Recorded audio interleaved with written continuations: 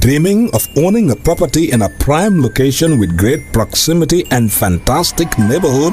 EJ Investments Sanyang Seaview Estate is the best choice you have been waiting for. Our Sanyang Seaview Estate is approximately 15 minutes drive away from the busy hub of Brusubi roundabout and into the heart of nature, where you can have a peaceful and relaxed lifestyle with your family. You can buy a finished 4-bedroom story with 5-year flexible payment plan or a service plot with 2-year payment plan option. With over 300 homes, you will enjoy big tar roads with covered drainage, modern electrification with solar street lights, gated entrance with security post, and a breath-catching experience of our beautiful sea view and lake view. You can own a home today at our Sanyang Seaview Estate. Call us today on 446-4838 or 325-9220. Visit our website on ejinvestments.net. EJ Investments, first in property.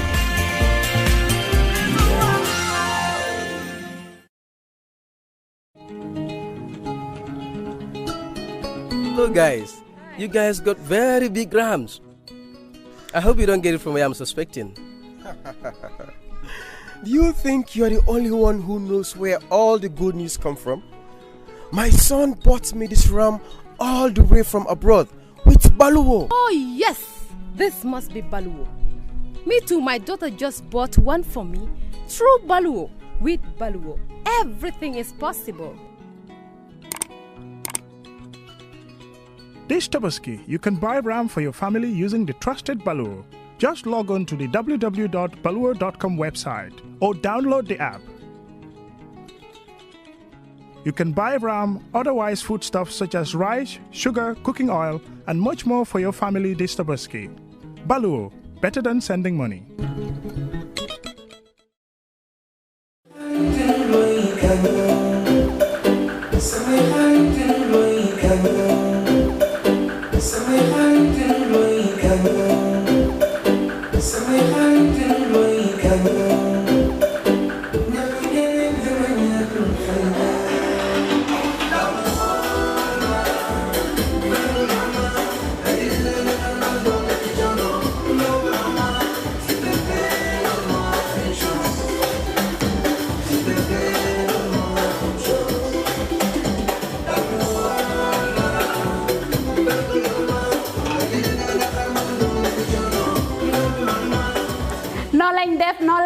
noo lañ def ñooy ñëw ak yéen rek skincare plus nara jàkkaarloo ak yéen waxtaan ak yéen tuuti rek si suñu tube suñu baax emuñ rek ci ay diw waaye comme ni ngeen ko xamee rek dañoo yëngu ci ay tube te yënguwuñ nag si just any tube suñ tube bu nekk 5-star Jesna la 5-star Jesna mooy Jesna bi gën a pire moom la ñoo tube palmaan bi gën a fort moom la ñoo liggéeyee buñ demee Bamako ñun duñ dem ci marché bi rek buub indi déedéet dañ leen a jox suñu specs ne leen nii lañ ko bëggee nay lañ ko bëggee fóot bi ñaar nangami fóot lañ bëgga pour mu mun a set waaw cuubi skincare déedéet doo ko sol mu di la taxa all over the place ci gàttal ñun rek si cuub dara du doy day des not only dañoo cuub but bu la neexee ñu cuubal la ba pare nag ñawal la ñaw fi mu gën a setee nag rek la ñoo fulee ñetti ñawkat lañ am nañ ñawkati simple nga xam ne xoppati rek mbaa def sa taille basse def sa dagit def sa roba amul benn dawme am nañ koo xam ne moo ñoo dawme jigéen den am nañ tamit special ñawkat boo xam ne ñawi góor rek la ñoo defal nga bugg sa his and hers muy korité muy tobaski mbaa muy ngénte muy takka mbaa nga bugg rek def sa yëkka bu baax a baax daagul ba ñëw skincare plus ñu dimbali la tànnal la cuub fam gën a baaxee ndax sa yëkka gën a foor lii nga ne lan xoolal bi takka la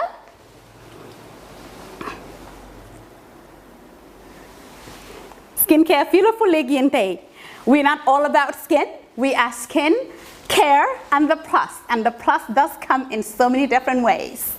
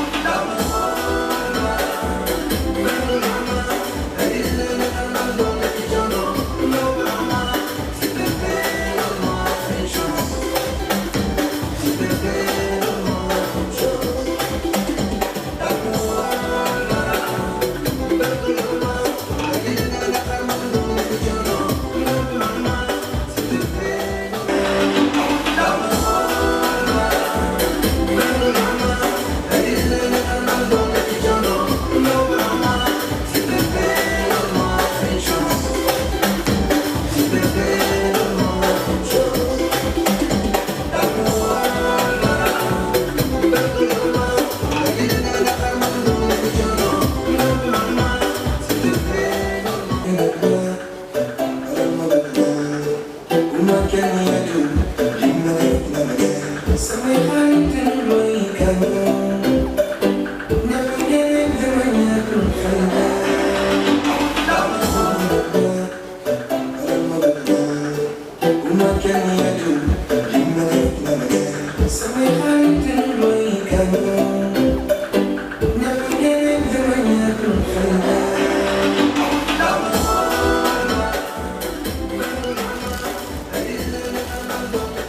winde dan cubam sap-sap.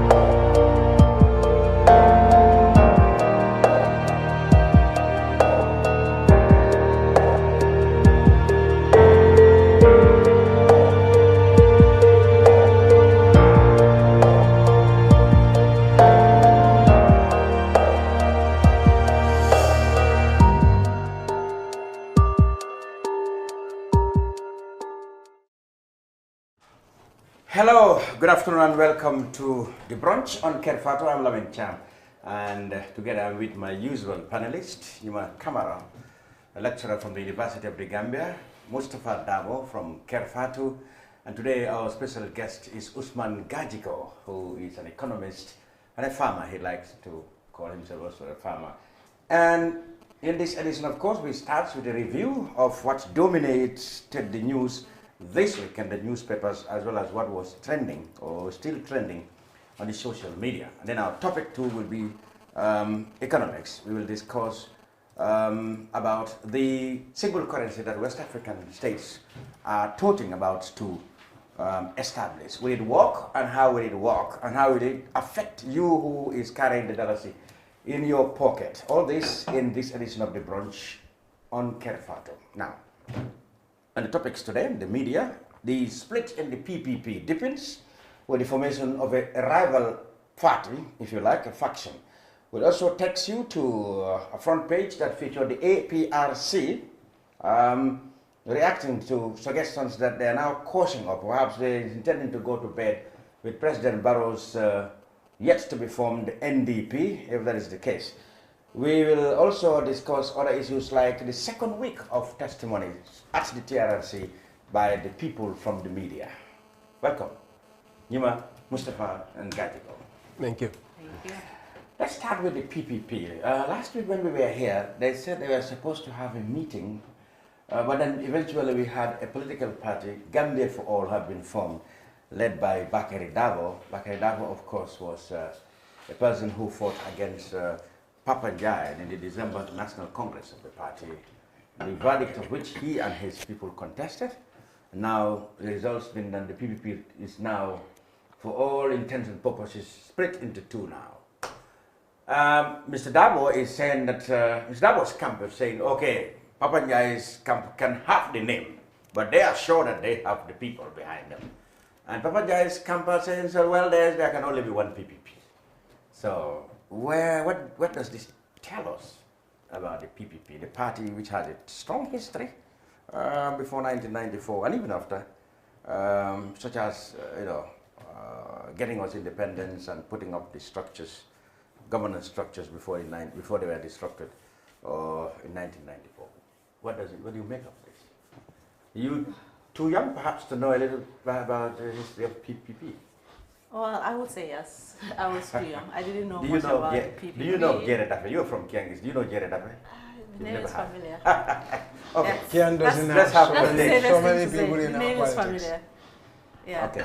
What is your take? So my take on this is what is happening is reminiscent of what always happens with political parties here. If you have two important figures or several important figures within a party and they do not see eye to eye, they don't agree on an issue, they feel like the best thing to do is to break away and form their own parties. I don't think this is good for either PPP or for the new party that's been formed.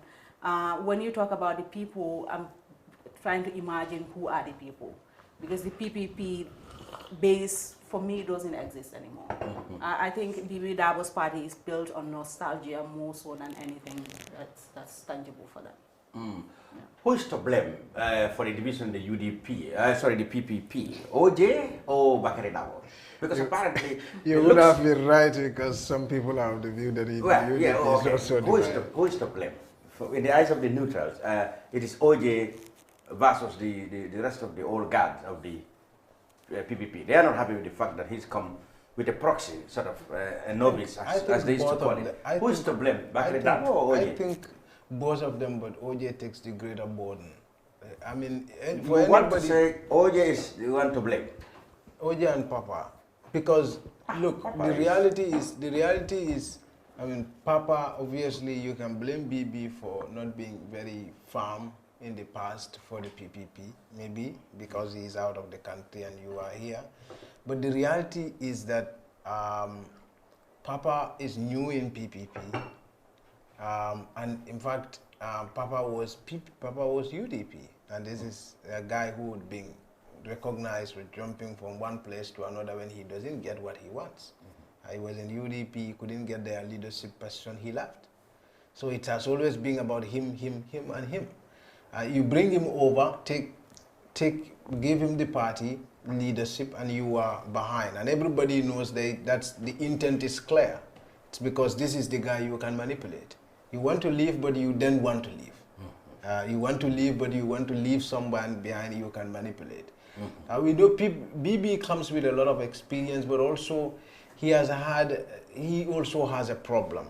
Some questionable things in the past, such as the working with the junta at a time OJ and others were arrested and they were being tortured. I mean, OJ is right to hold grudges of that nature.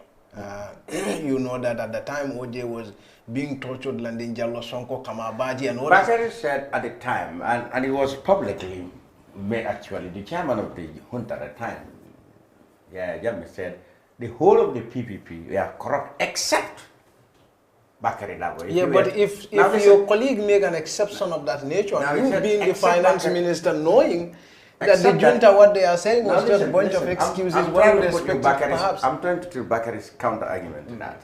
OJ's counter-argument, you have said, OJ's argument, he said, Bakari Dabo stayed away from the party for 22 years. He didn't come here, he didn't contribute anything.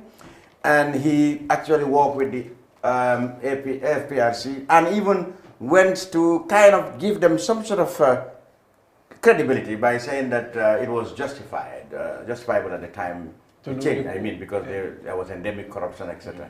So OJ could not understand where Bakari, a party which really put Bakari into governance for a good 12 years, including 10 years as vice president. And not only OJ, even Jawara could not understand that, because Jawara he said it in his book that he could understand. Okay, Bakari said when he was asked to come, he went to Jawara and told him. And he said, I heard him say that at the time, they tried everything they could to get ECOWAS to come to their aid and stop the military. But at that time, Rawlings was chairman. Rawlings is, according to him, Rawlings is more in support of coups and revolutions in the region. He didn't care about democracy at the time. Rawlings was at the time in Dakar. In fact, Rawlings, he said, was more of a revolutionary type. He didn't like democracy and stuff like that. So he didn't bother. They made several missions, he and Sekou Sabali, to ECOWAS, but Rawlings would not heed. In fact, Rawlings came to help these people with lawyers who drafted those decrees, etc., etc. So he said it didn't work. The junta wanted him to come. He went to Jawara and told Jawara, like, perhaps we could go with the service of the nation. So that's why he said he came. Now, you want to believe that? Look, the truth is that it doesn't matter whether I want to believe it or not. But we know that the APRC started at the very time corruption and every other thing started. And Bakari was alive to that. There were people who were arrested, they were being tortured. The military used their powers to confiscate people's assets without any form of investigation. Including his own. And these were excesses he was aware of. In fact, Banjul was where OJ and others were initially arrested and detained, the former GM whatever building. He claimed. Where NIA now he is. He claimed. And he claimed he came in to exert some influence in the junta, not just to stay with prudent economic policies, but also to see how his colleagues and other detainees could be released. My point actually But when he could not, because when he fell out, the government did not say anything. What the government said was he was involved in the November 94 coup. My point actually is OJ and others may be justified for having the grudge they have against BB. Of course, that doesn't justify the fact that BB remains the perhaps the best available option they could have. Mr. Gajigo. I think the real question, though, is maybe Mr. Gajigo will help us in this: is what sort of influence does OJ or BB Dabo has in reviving PPP? Now, really? Mr. Gajigo, perhaps we take it at it. In fact, is there any need to fight over a party which, for all good intents and purposes, whose supporters have all migrated to UDP? Is there any remnant of PPP and if there is, who among Papanjai and Bakari Dabo do you think really can salvage or can even arrange some sort of, something that you can call a political party? This is an interesting question. I mean, for me, there is a lot to be learned. I actually see this as this split new party forming. I see it as a positive development.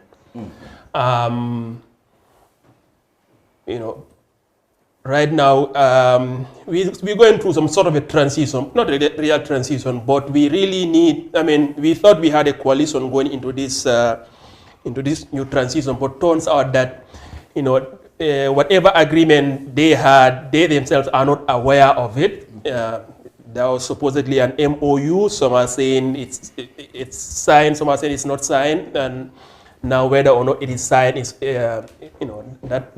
that seems to have a whole different meaning. The point I'm trying to make is that right now, maybe we need the citizens, the voters, need a lot more options in terms of who can, which party can lead us going forward. Now, whether, I don't know personally the personalities involved. I've not personally met Papanjai or personally met BB yet. I've met BB when I was a student at Nusrat High School, but I have spoken to him also. Can I send a shout out to all Nusratarians? Yes, exactly. Nusrat. So, but the thing is, for now, I say in terms of we reserve judgment. We see what the political platform of this new party is. What sort of vision do they want to articulate to the Gambian people? And we also, so far, we've heard that Papanjai has been nominated by PPP. So far, we have not heard anything yet. As far as I'm concerned, I haven't heard anything yet about what programs they have in, what do they envision for the country. So maybe at some point they'll come out and lay out their visions for the country, and it's up to the Gambian electorate to decide which of these parties, or which of the other parties, not only these two, really represent. Because out of the ashes of an old party, you can have something new. This is a natural process. Yeah. You can have an old tree collapse, and that the roots of that tree can just be the ingredient that's needed to grow something new. Obviously, I think whether it's Papanjai, whether it's BB Dabo, whether it's OJ, any of them who want to take us back to where things were, they're likely to be disappointed. I hope, even if you have a party that retains the name of PPP, or whether it's BB Dabo's party that has a new name, the idea should be looking forward, not backward. The issue shouldn't be whether or who has the, whether the majority of PPP supporters traditionally have moved to UDP or not. The question now is, what platform do you have now? Yes. What vision can you articulate? So, and you may need to just build a whole new coalition. So let us wait and see what their plans are for the country, and then we can make our decision. So this may actually be a positive thing for all. So in other words, whether it is PPP or GFAP, if you like. Exactly. It's all a good news for political pluralism. Yeah. Now, The APRC has been in the news as well through their spokesman, Amul Nyas, Musa Amul Nyas, who's also the National Assembly member for Kansala constituency. He said, and just at a time when people are accusing some of the leadership of the APRC of trying to, trying to be, or been gradually been dragged by Barrow toward his yet to be formed NDP, he has come out to say that in fact, they are not, in fact, Barrow is the architect of his own problem. I mean, Amul was asked one of the radios to talk about what he made of this Barrow whole thing. He said, Barrow created his own problems. If he had stopped at what the agreement was, the coalition people, to stop at implementing these reforms and stop there, perhaps he would be a little more comfortable now, rather than, he said the problem started when he started a notional ambition to stay in power. So do you expect this from the APRC, especially with all the talks that they probably want to throw their weight behind Barrow, or is just, after all, every opposition party would like an election much sooner than later. What do you make of it? I mean, personally, I never believed that APRC would want to join Barrow's party, because I feel like APRC has more leverage than Barrow could ever give to them.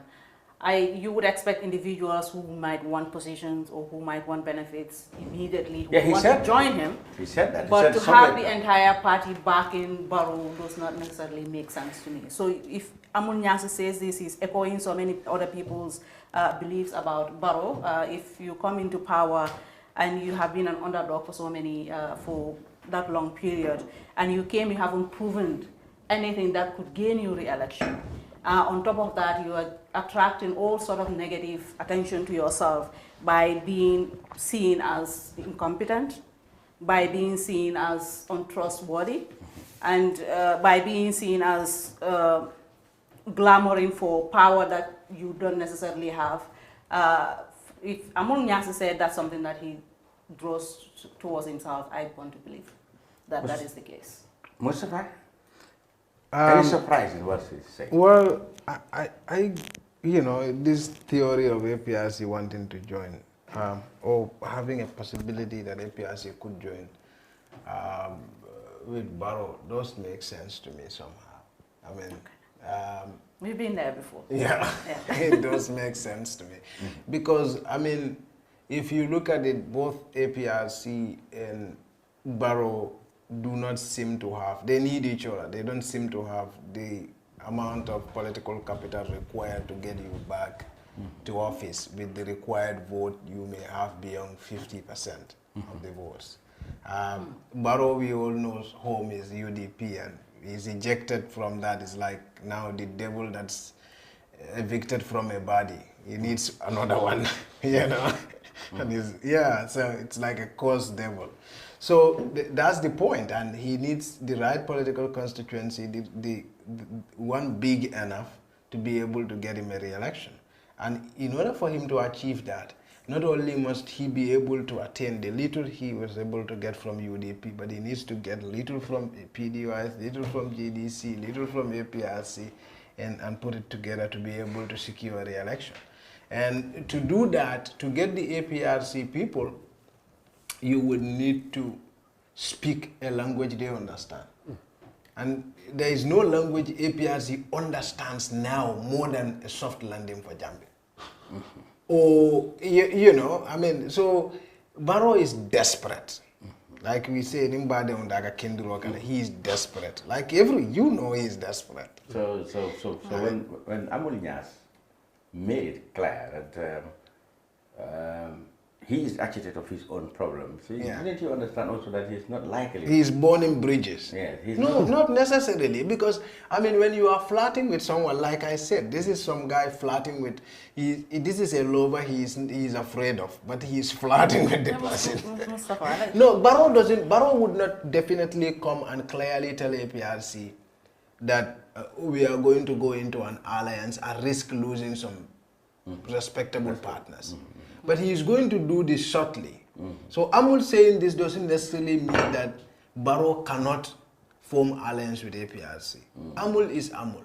Amul can say things that would annoy Barrow. But in the end, it depends not just on Amul, but the consensus within APRC, whether there is or there will be no coalition. I mean, I can always agree with the fact that Barrow would need a political support even from APRC.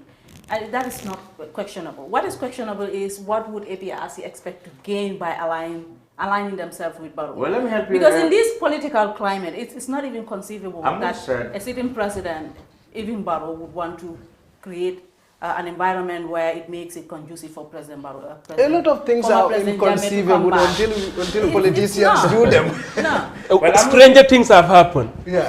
What Amul actually said, if the return of President Jammeh, the former President Jammeh, is important to the party, they will put it up in any negotiation they enter into with any political party. So that means they still have this obsession about Jammeh. So whether or not Barrow can promise or can deliver on that, anything on Jammeh is another thing.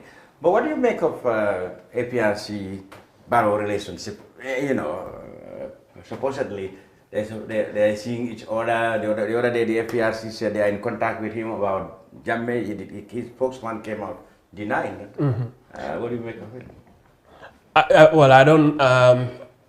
First of all, I don't know. I mean, I don't know what to make of that story. Really, I mean, if it's really the case that they are discussing something about Jammeh's potential return, it will be kept under wraps. Even if anyone asks them, they will deny it. So the denial by the government spokesman should be taken with not a pinch of salt, but with a bag of salt. The way I see APRC is that APRC doesn't have a future as a party. So they would actually need, but also you are correct in that Barrow needs all the support he can get. And as I have said before, I've written this anywhere, Barrow's government and Barrow himself have not demonstrated any integrity. So I am not surprised that they will go and do any alliance as long as it brings in the votes. And right now he's desperate for votes. He may have splintered enough votes from UDP to make his, to make himself competitive. And also, let's not forget the fact that any incumbent candidate has a lot of advantage. Some people are just attracted to power. Supporting somebody in power is an easy way to get access to resources. So just by that, without regards to any policies he may espouse, people would lots of opportunities. Just because they want their hand in the tilt, they will go. Exactly. So, but in terms of, so I want to say something specific, like, without any alliance with the ruling party, APRC as a party has no future. I am very confident in making that declaration. Why do you say that? They always claim they are the biggest political party. Forget about it. Until July 1994, PPP was the biggest party. It has an unbroken run for 30 years. What happened immediately after? PPP as a party collapsed completely. The point is that we don't have parties based on ideologies. We have parties based on personalities.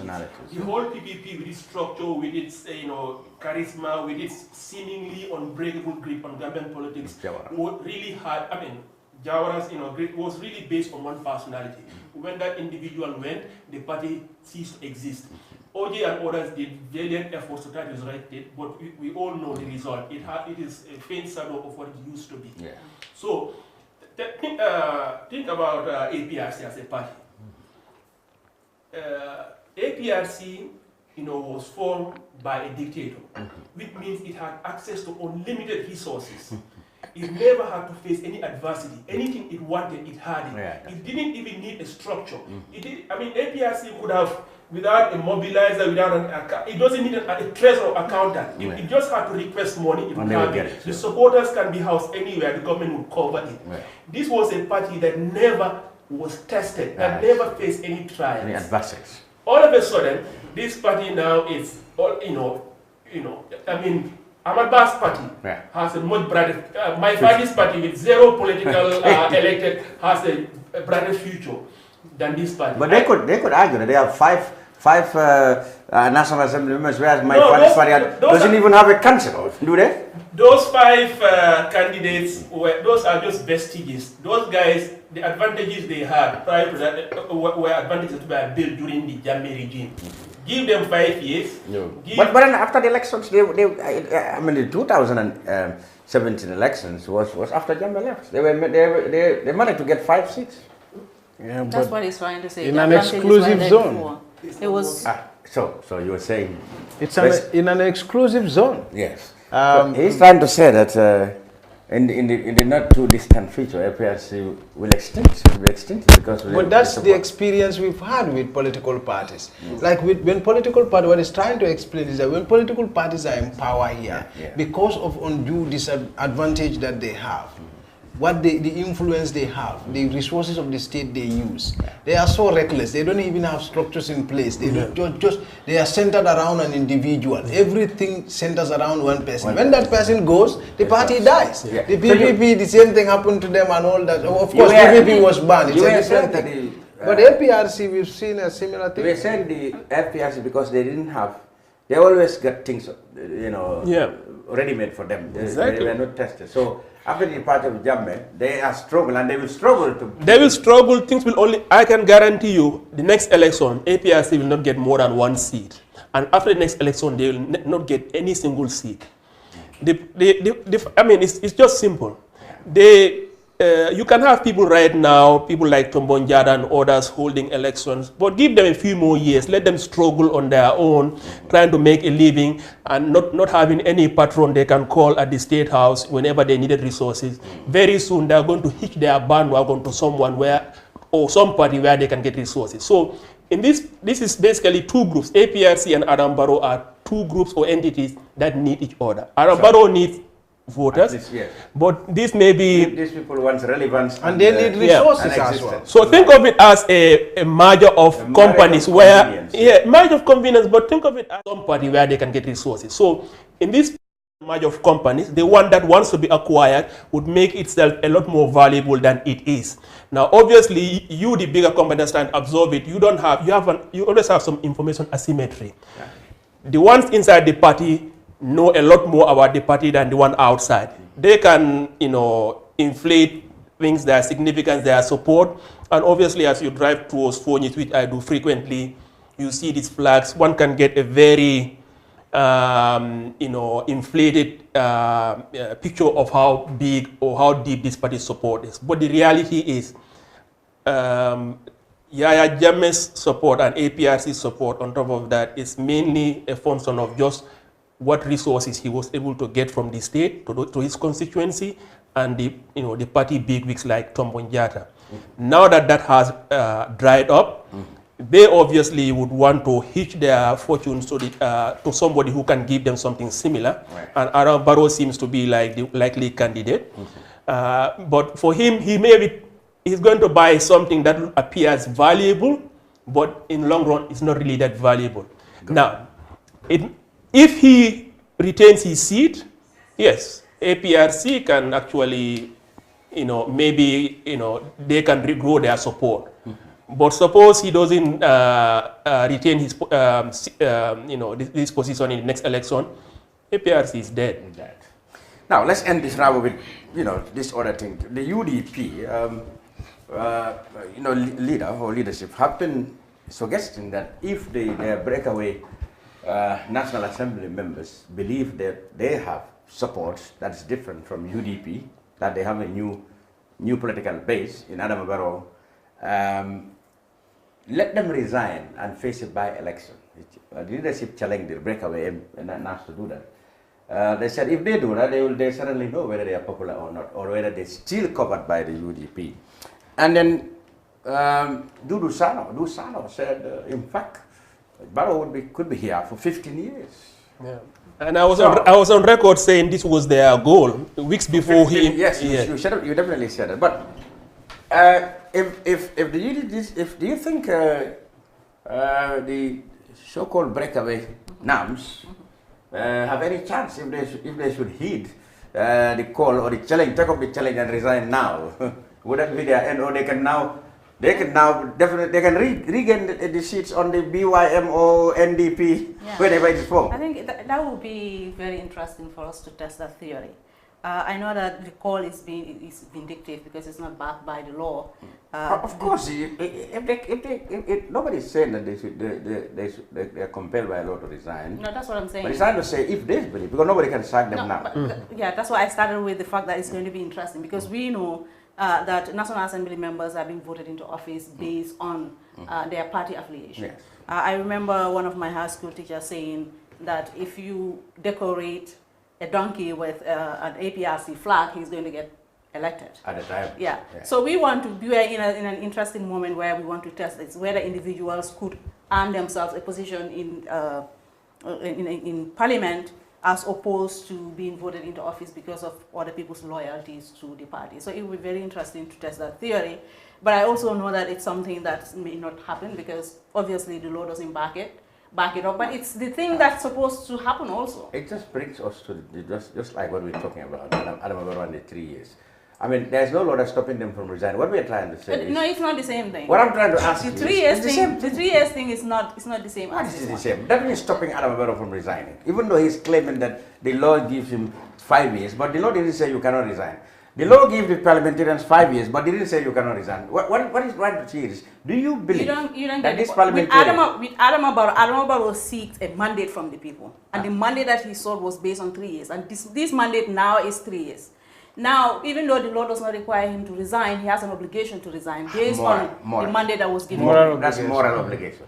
Moral, whatever, it is the mandate. What do you believe is with the UDP, I'm saying I'm not disqualifying the fact that this should happen. Now, do you believe that these breakaway people will be confident enough to take this challenge and resign? Do you think they will have any chance? You know what I believe? Yeah. I believe that if somebody is being voted into any office through a party platform, when they break away from that party platform, they should go for the election. You know why? To look for trust again. In the civilized world and in the... Exactly. And I believe this should be backed by the law. But do you think... No, I don't have a question of morality, but do you think these people at the moment, they are confident enough of any support bigger than what brought them to power, to office? That's what we want to find out. They will not take the challenge. I wouldn't take the risk. I know the few in Badibus who would dare not do it. They will lose. They will lose. Who are the suspects? The biggest suspect was the biggest suspect. I can name them. I named them in my paper. They actually, yes. They didn't come. When we named them, these members are from very when we named them, you know what I mean? When we named them, we put up a challenge. We said, okay, now these are the people accused. Actually, Mr. Dawa didn't name names, but we went ahead to name names and printed their pictures to say these are the big suspects. We were waiting for any one of them to come say, who said I broke away from UDP? But none have come forward. None of them denied it. Nobody came to say, look, Mr. Jam, who said I broke away from UDP? Because I knew they had keep culprits. So it's actually 11. But you know, if you look at it when a controversial bill comes in the National Assembly and where the people are supposed to vote. Because the National Assembly started off very well. They started off without... You remember those times when Sidia would lead a motion and he would win? Yes. So it started off very well, very fast. It was non-partisan, but until it got to a point when every party is for itself.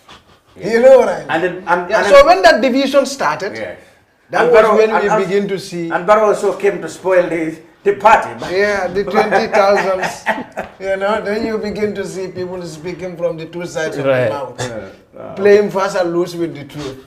So you wouldn't risk it if you are one of these... no, if you definitely from Upper Badibu, no, don't do it. Even one would not risk it. Yeah. Well, certainly not the one from San Menteren. So this is the complex issue. But then again, I mean, if you look at it, anything can happen with regards to Barrow versus UDP thing. No one knows what is going. Of course, when you look at it at the surface, you have a feeling that this bridge is burned beyond any sort of mending.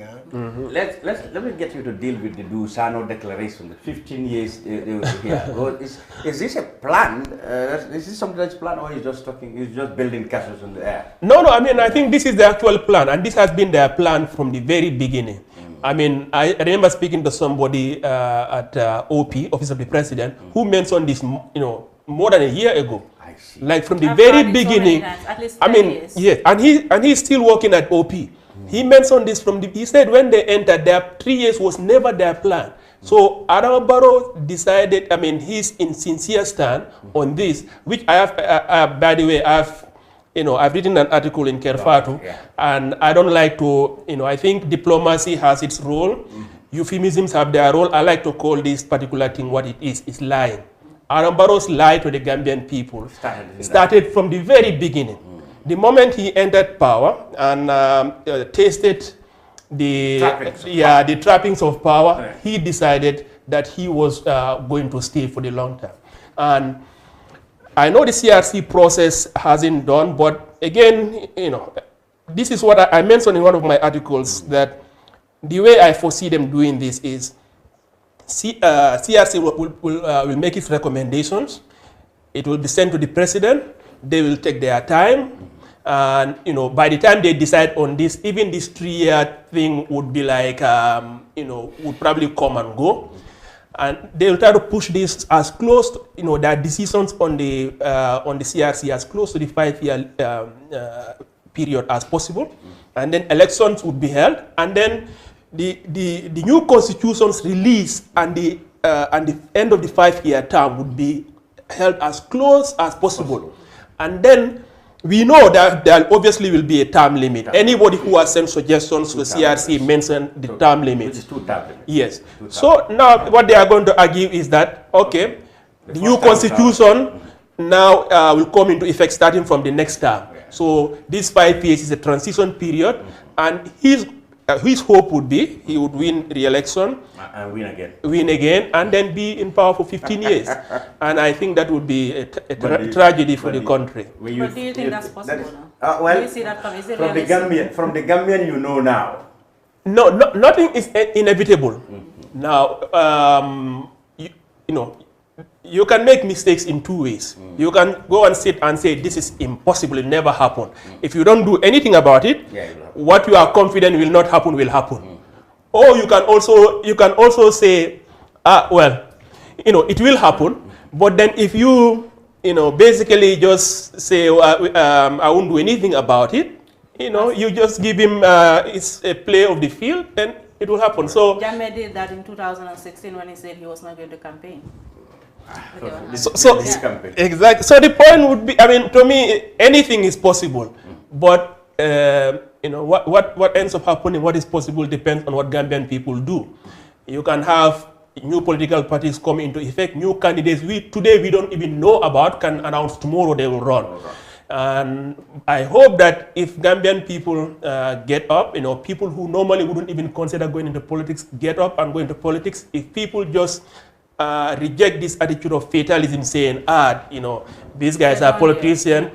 If people get away from that, people get engaged, people realize that what is happening will affect not only them, but their future generations. The only way Adam Barrow can stay in power for 15 years, if he changes completely, his judgment changes completely, he surrounds himself with competent people, he ends up having a very effective government. Now, you can ask me tomorrow what my opinion of that is in terms of the likelihood. I think it's very unlikely, but anything can happen. What happens is up to us. Finally, on this press review, the media's, I'm not sure whether they've completed their testimonies, but we've gone 2 weeks out of it. We are a long way from the end. A long way from the end, that's media testimonies concerned? Absolutely. All right. Because there will be a special hearing. Over 140 arrests in illegal detentions, over 25 cases of torture, and hundreds of forced exiles. Was I right when I said the media was perhaps the only professional body that took the most in terms of persecution on the Jammeh? Was I right when I said that? I don't think anyone disagreed with you, and I don't think anyone is going to disagree with you, because even those of us who might have started younger into Jammeh's regime, the face of Jammeh's brutality has always been the media. Many of the other brutalities that happen behind the scenes. But what you get on the news, what is in the public eye has always been the media, the arrest of media personnel, the torture of media personnel. I remember vividly when the woman, is it Jabi, who Sarata Jabi, who testified. It was in the media so many times that she was being arrested with her child. These are some of the stories that people forgot, and now they are coming into light. So I mentioned in my testimony the case of a small boy.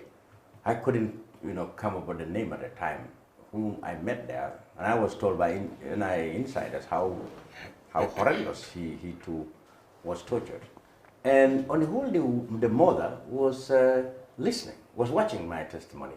Immediately, she tried to contact the TRRC and got through them and said, this child was mine. And she cried and came up, and they were able to hook with the little boy. He narrated his story. Oh, that was terrible. When I saw him, I forgot about mine, because I imagine what happened to me. If that had happened or worse things happened to that boy, it was thrilling. On the whole, the mother was watching my testimony. I couldn't come with the name. She came and contacted them, crying that child was her child. It's her child, and it's now in America. Interesting thing happened there. It was sad. If you were to sum up what you had, the data hider thing, the data file. No, I'm not surprised. Data file versus Tangara. And, that was. I mean, that turns out. Yes. That turns out to be data file versus Tangara turns out to be a controversy. A big controversy. Yeah. But Tangara well, it's came important fighting those back. things are coming out. Because I have, to me, it's a I have nothing against bringing people from the previous regime to work. Experience matters, but it's not, integrity matters more. Integrity matters, yeah. And also, experience, in terms of what you achieve. Now, if someone tells me, I'm just giving an example, like, I was the MD of Gamcell for the past 5 years, and hire me for this position. And if I look over those 5 years, Gamcell was run into the ground financially. What is that experience worth anything? If anything, it's a negative thing. So what matters during your time in the previous is not, integrity is absolutely very important. So it's also what you did. So I think integrity is a key part of that. If during your, as a Minister of Foreign Affairs, you actually were going and trying to get a journalist extradited back into Gambia, what you people went through, who knows what would have waited that lady if she had come back here. He would have almost certainly been executed. Yeah. There's no doubt about it. He was the top on the list of most wanted people at the time. And I mean, the idea that he would go, I found his story completely bogus. I don't buy his story at all. The idea that he went there to try to warn her against it, and Jammeh would have hired himself. He wouldn't have, himself would have been in jail. Jammeh would have known about it. That was the problem, because if at that time he himself admitted that Jammeh said he knew and had ways to get to his opponents, it's inconceivable to believe that he went there and did exactly the opposite of what Jammeh asked him to do and still survived. He wouldn't have survived the government. He wouldn't have stayed in the country. The problem is, that one I don't believe it, and I don't think anyone believes his story.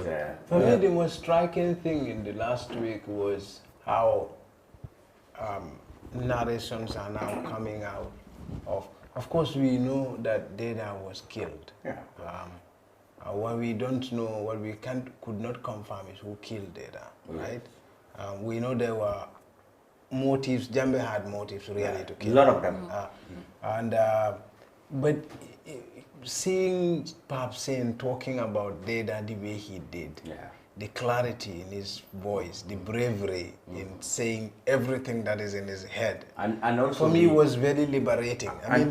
And the funny thing that, because this is not he who was mourning his friend's death was supposedly made a suspect in his murder. That's what I am saying. That was very interesting. Yeah. And then, but a murder suspect who was interviewed by not by the crimes, not by the major crimes unit, but the PRO. of the and that's what made it more interesting. It shows how serious the regime was with the investigation of the actually case. trying to hide their nefarious activity. Because that's what they always do. Even if you are picked up, they would say, we never had the person you're asking. So if you died in the process of torture, they cling on to their lie that we never had you. We never apparently, that's what happened to Chief, man. Even I was tortured, when I was taken there, in my car was very visible at the front of the, in front of the eye. And yet, when my friends and colleagues came, they said, Cham was not here. One of them told him, look, that car was his. So that car didn't bring itself here. So you see, they always want to hide. So I wasn't surprised. In fact, what they did with Dada, they came out with a 10-page, report on their investigation, even making very, very, very terrible insinuations that Dada perhaps was an idol man or something. Was with women terrible things. And that was what the trouble of Data and others. And others came about. So, well, anyway, that was the media. And that was, of course... and apparently also, maybe the Chief Man is on. Now, yes, Mr. Dabo, Usman Dabo said, actually he was arrested by state operatives. Of course, everybody knew that at the Dabo. But what happened to him, he was taken to different police... We will hear more of different police stations, eventually in URR, and that's where he disappeared. That's where he was last spotted. He disappeared. Apparently, he was beaten to death and buried somewhere. But then this matter will come up because I heard that the junglers... they're beginning to tell their stories to the TRRC as they've done to the investigators. So now we're going to have... Somebody told me once the jugglers take the stand at the TRRC, we will forget about the Sanazabalis. I tell you, they have... Well, I hope we don't forget about Sanazabalis. We wouldn't forget. They tell me there are far more horrific stories. We've already forgotten. Sana was at a mosque. And what is important is Sana's problems only stopped in November 94, but these people came, these killings happened well after 94. So their testimonies will be interesting. So that will be about it in the press review. I'll hand you over now to Mustafa for the Ketfatu review. What was there?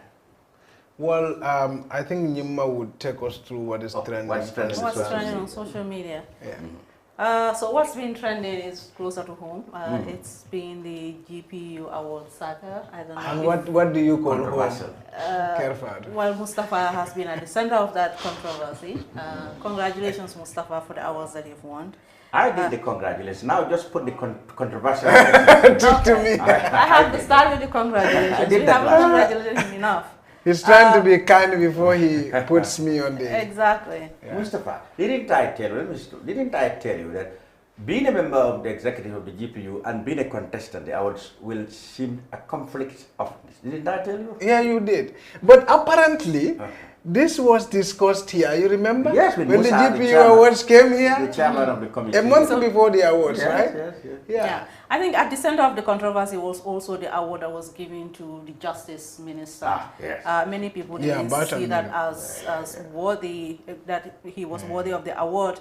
The GPU secretary came out with a statement to defend the reasons why, convincingly he did, the reasons why they have given him the award, based on the fact that since the new government came into power, he has been instrumental in working cordially with the GPU and in having some of the laws that they do not, that has been, how do they call it, hostile towards the journalists being made dormant, even though they are not being removed, but they are not enforceable at this point in time.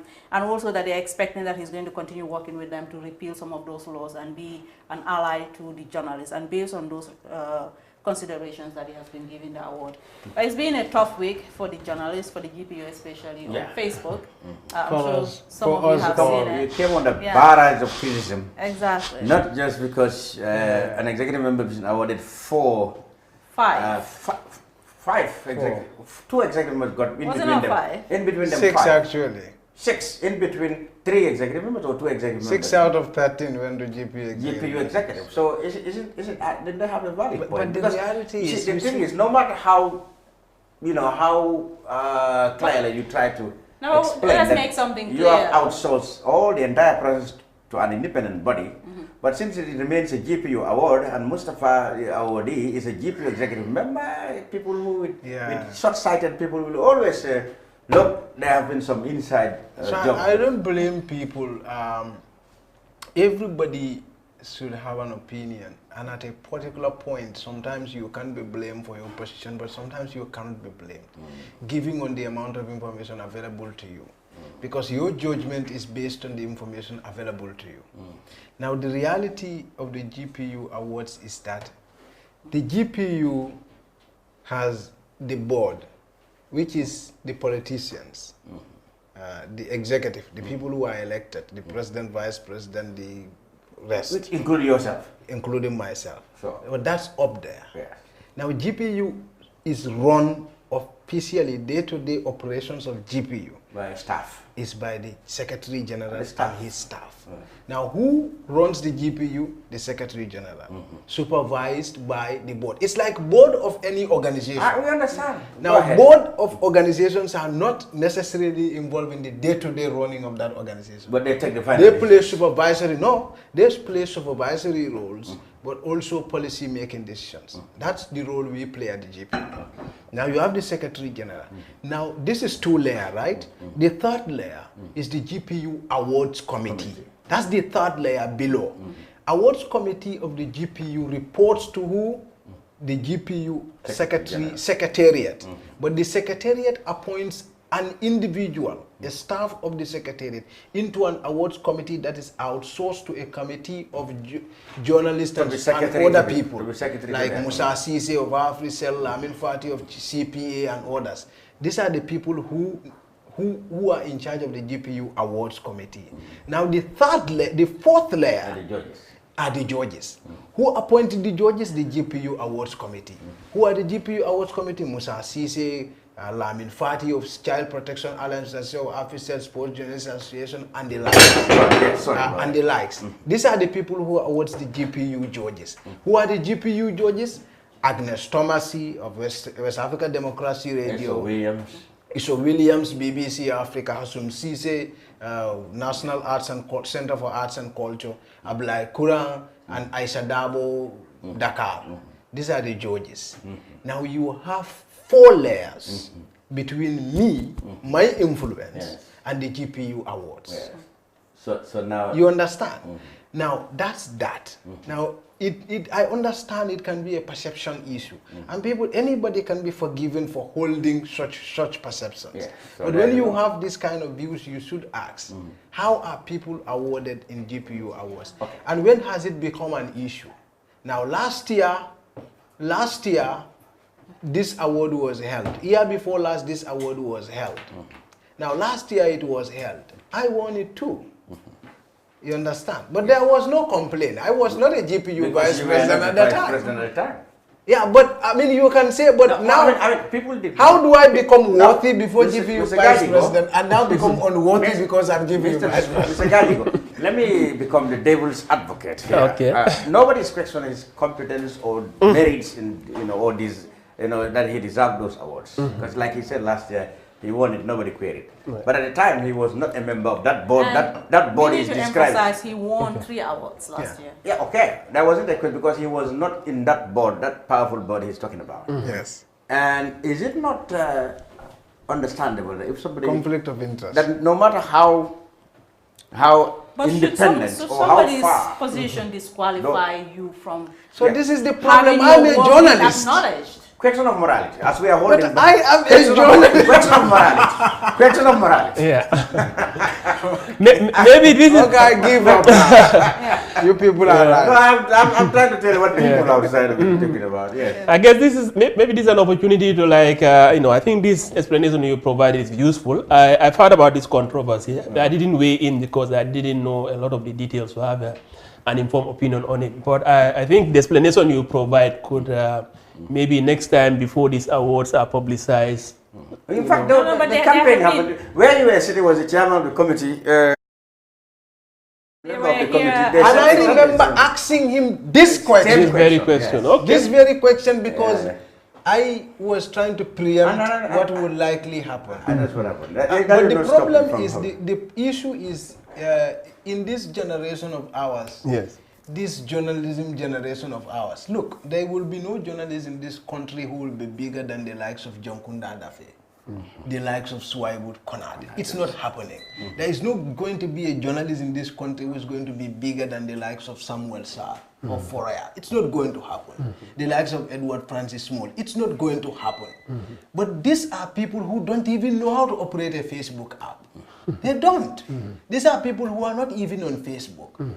Then you have journalists, all of a sudden this profession has now become people so big and so widespread. Your Instagram following matters, your Facebook following matters, the noise after it. There is so much, and journalists, we are better enough when we just come together and work and just go home and sleep.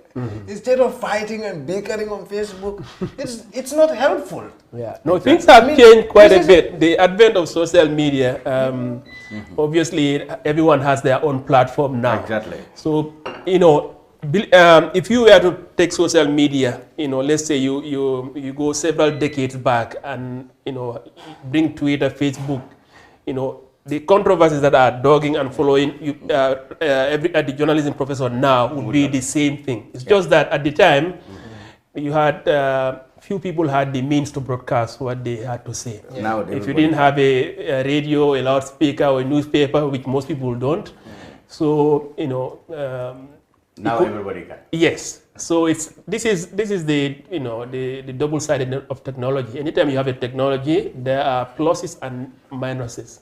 Okay. So, but then the other thing is, why do you paint all of us as UDP?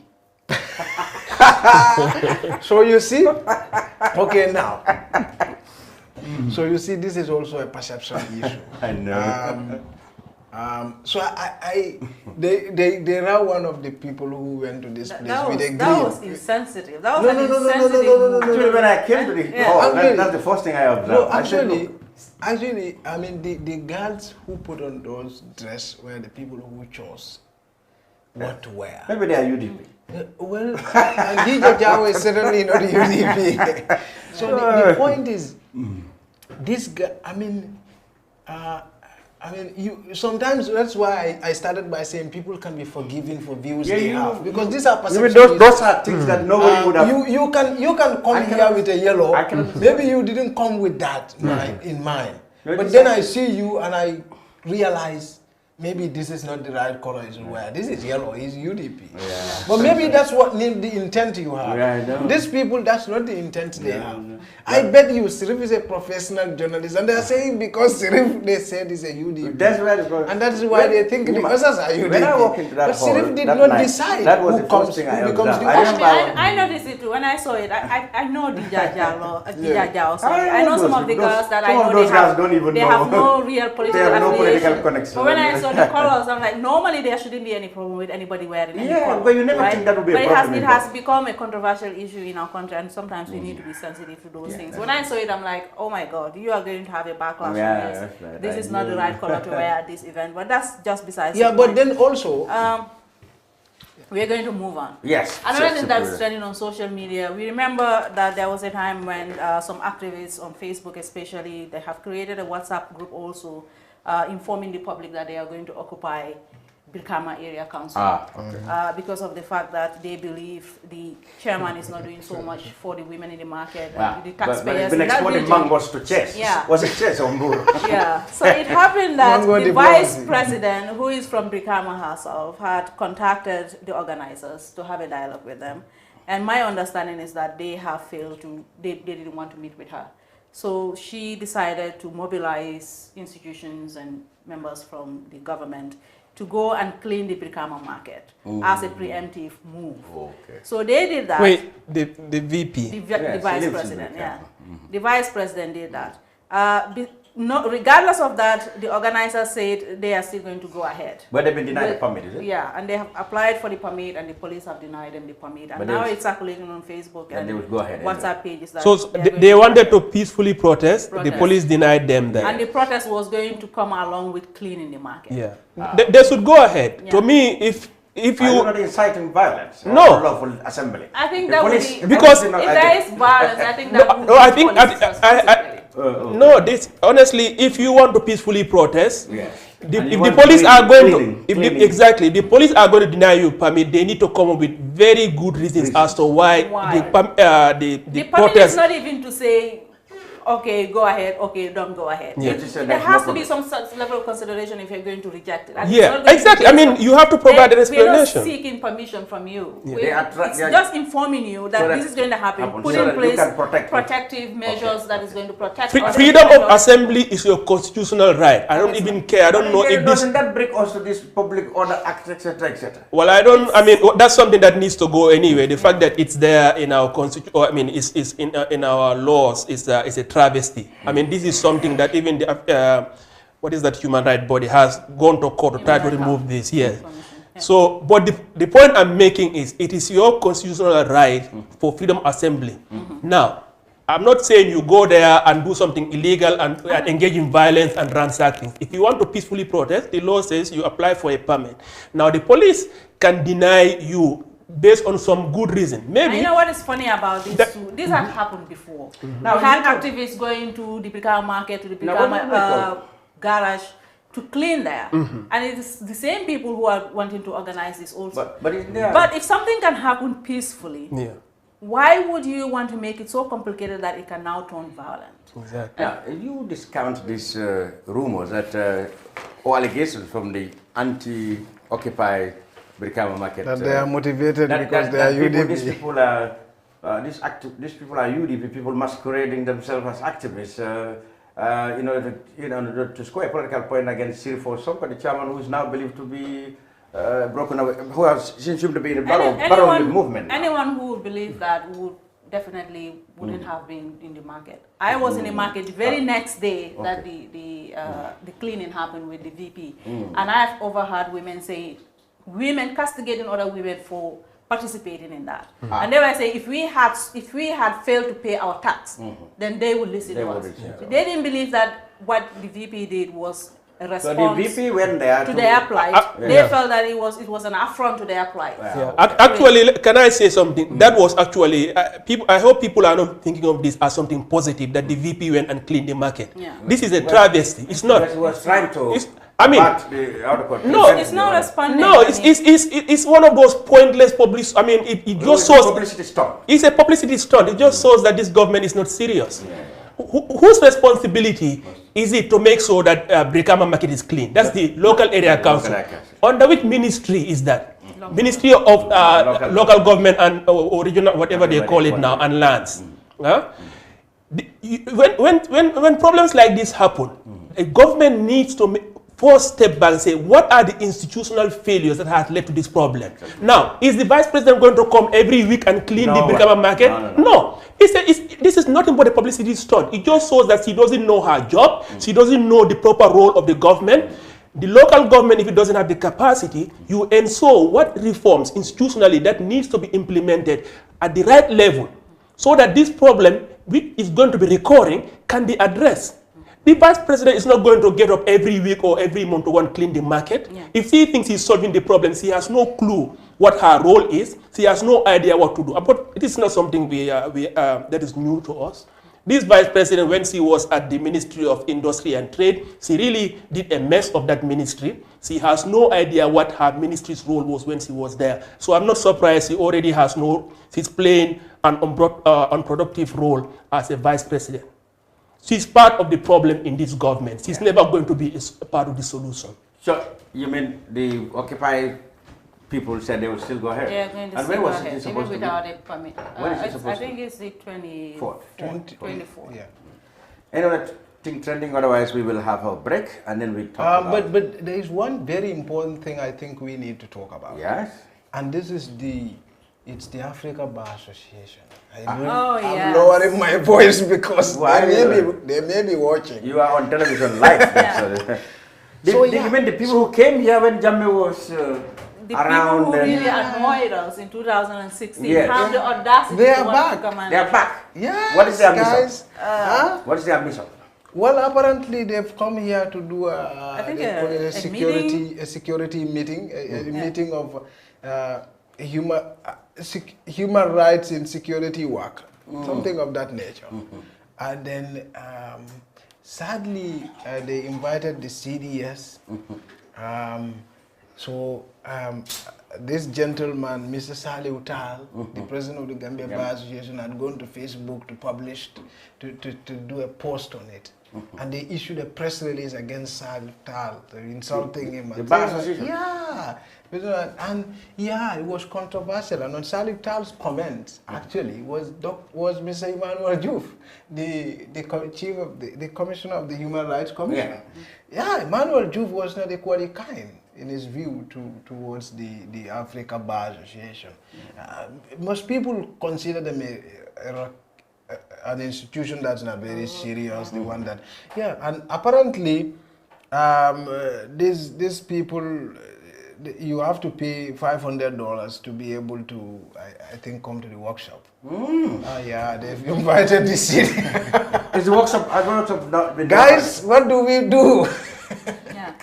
Mahdi Johata especially is very vocal on Facebook, calling people to condemn and to stop them from staying their meeting. I mean, personally, I believe it's going to be an insult, because when the Gambian people were struggling against an illegitimate government, these were the people who came from nowhere to endorse Jammeh's stance at the time.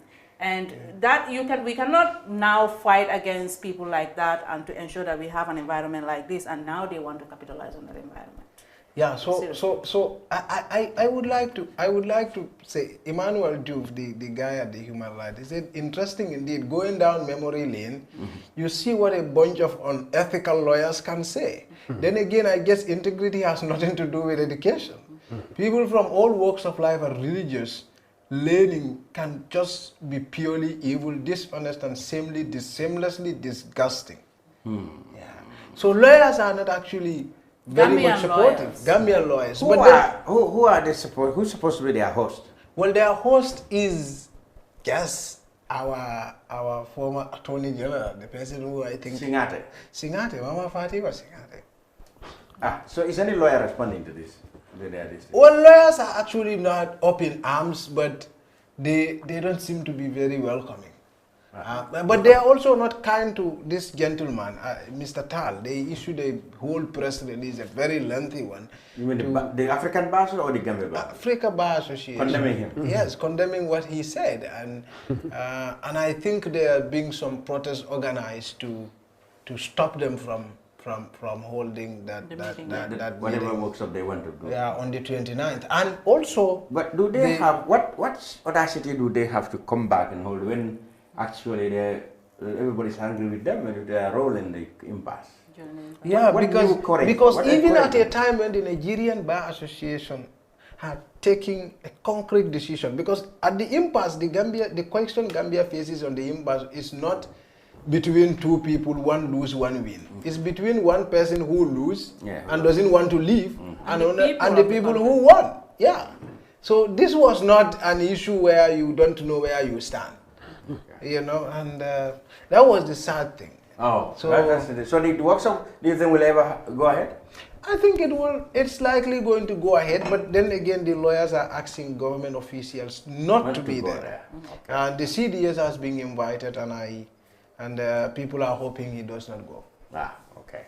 And then some other people, but of course, you cannot stop some people not to attend. Well, I think this would be very important and interesting to see who shows up, because the role of the African Bar Association during that impasse is known to everyone, and what kind of individuals there are. So anyone who wants to, I hope their conference proceeds. Allow them to have the venue, unless anybody who wants to go and expose their integrity to the whole of Gambia, let's give them the opportunity to go and do so. Okay. So, and when did this happen? Yankuba's bail condition, when was it rejected? It was last week. Last week, yes.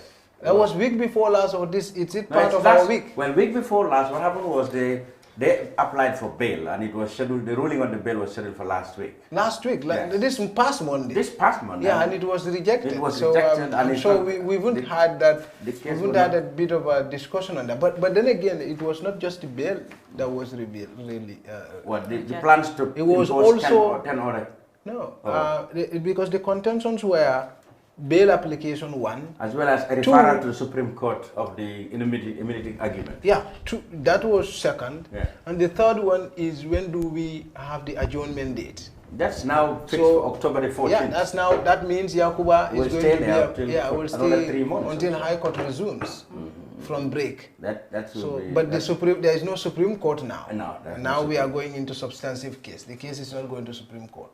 At least for now. Well, but it seems that that's only on, I mean, from what I understand, from what I've read in the article, that's only because the referral for the Supreme Court case was, a specific case wasn't made, like he didn't refer to a specific provision in the Constitution. Yes. So it's a question of like just doing the right paperwork. So if he could do that again, so I suppose it could be taken. Could be, so that's... But that's also a big bet. But that would not stop him from being incarcerated. For whom? For Yakuba. You mean going to the Supreme Court? Yeah, suppose you say, okay, I'm relying on section XYZ for my immunity. Let's take it to Supreme Court. And you take it to Supreme Court, throws it out. You are back at the end. Yeah, but for him, there's nothing to lose. If he doesn't go, he gets tried for murder. So if he goes, at least he has some chance of it being thrown out. I assume it's not. I hope it's not. But for him, there's nothing to lose from trial. And goodness, I think the state also took a big risk. Imagine if the court had ruled that no, the trial will continue until the end of the session, so we will have at least 3 weeks before the High Court breaks. And currently, it appears the state is not prepared. It's not prepared. So for me, let me say something. I think the state actually they were mistaken in actually filing the murder case. It looks like it was an impulsive decision. Like they were responding in anger. Responding as opposed to something that was planned. Listen, from the testimony, I know this issue has to be investigated thoroughly, but from the testimony of various people, not one person was responsible for the murder of Korosi. Like, there were several people involved.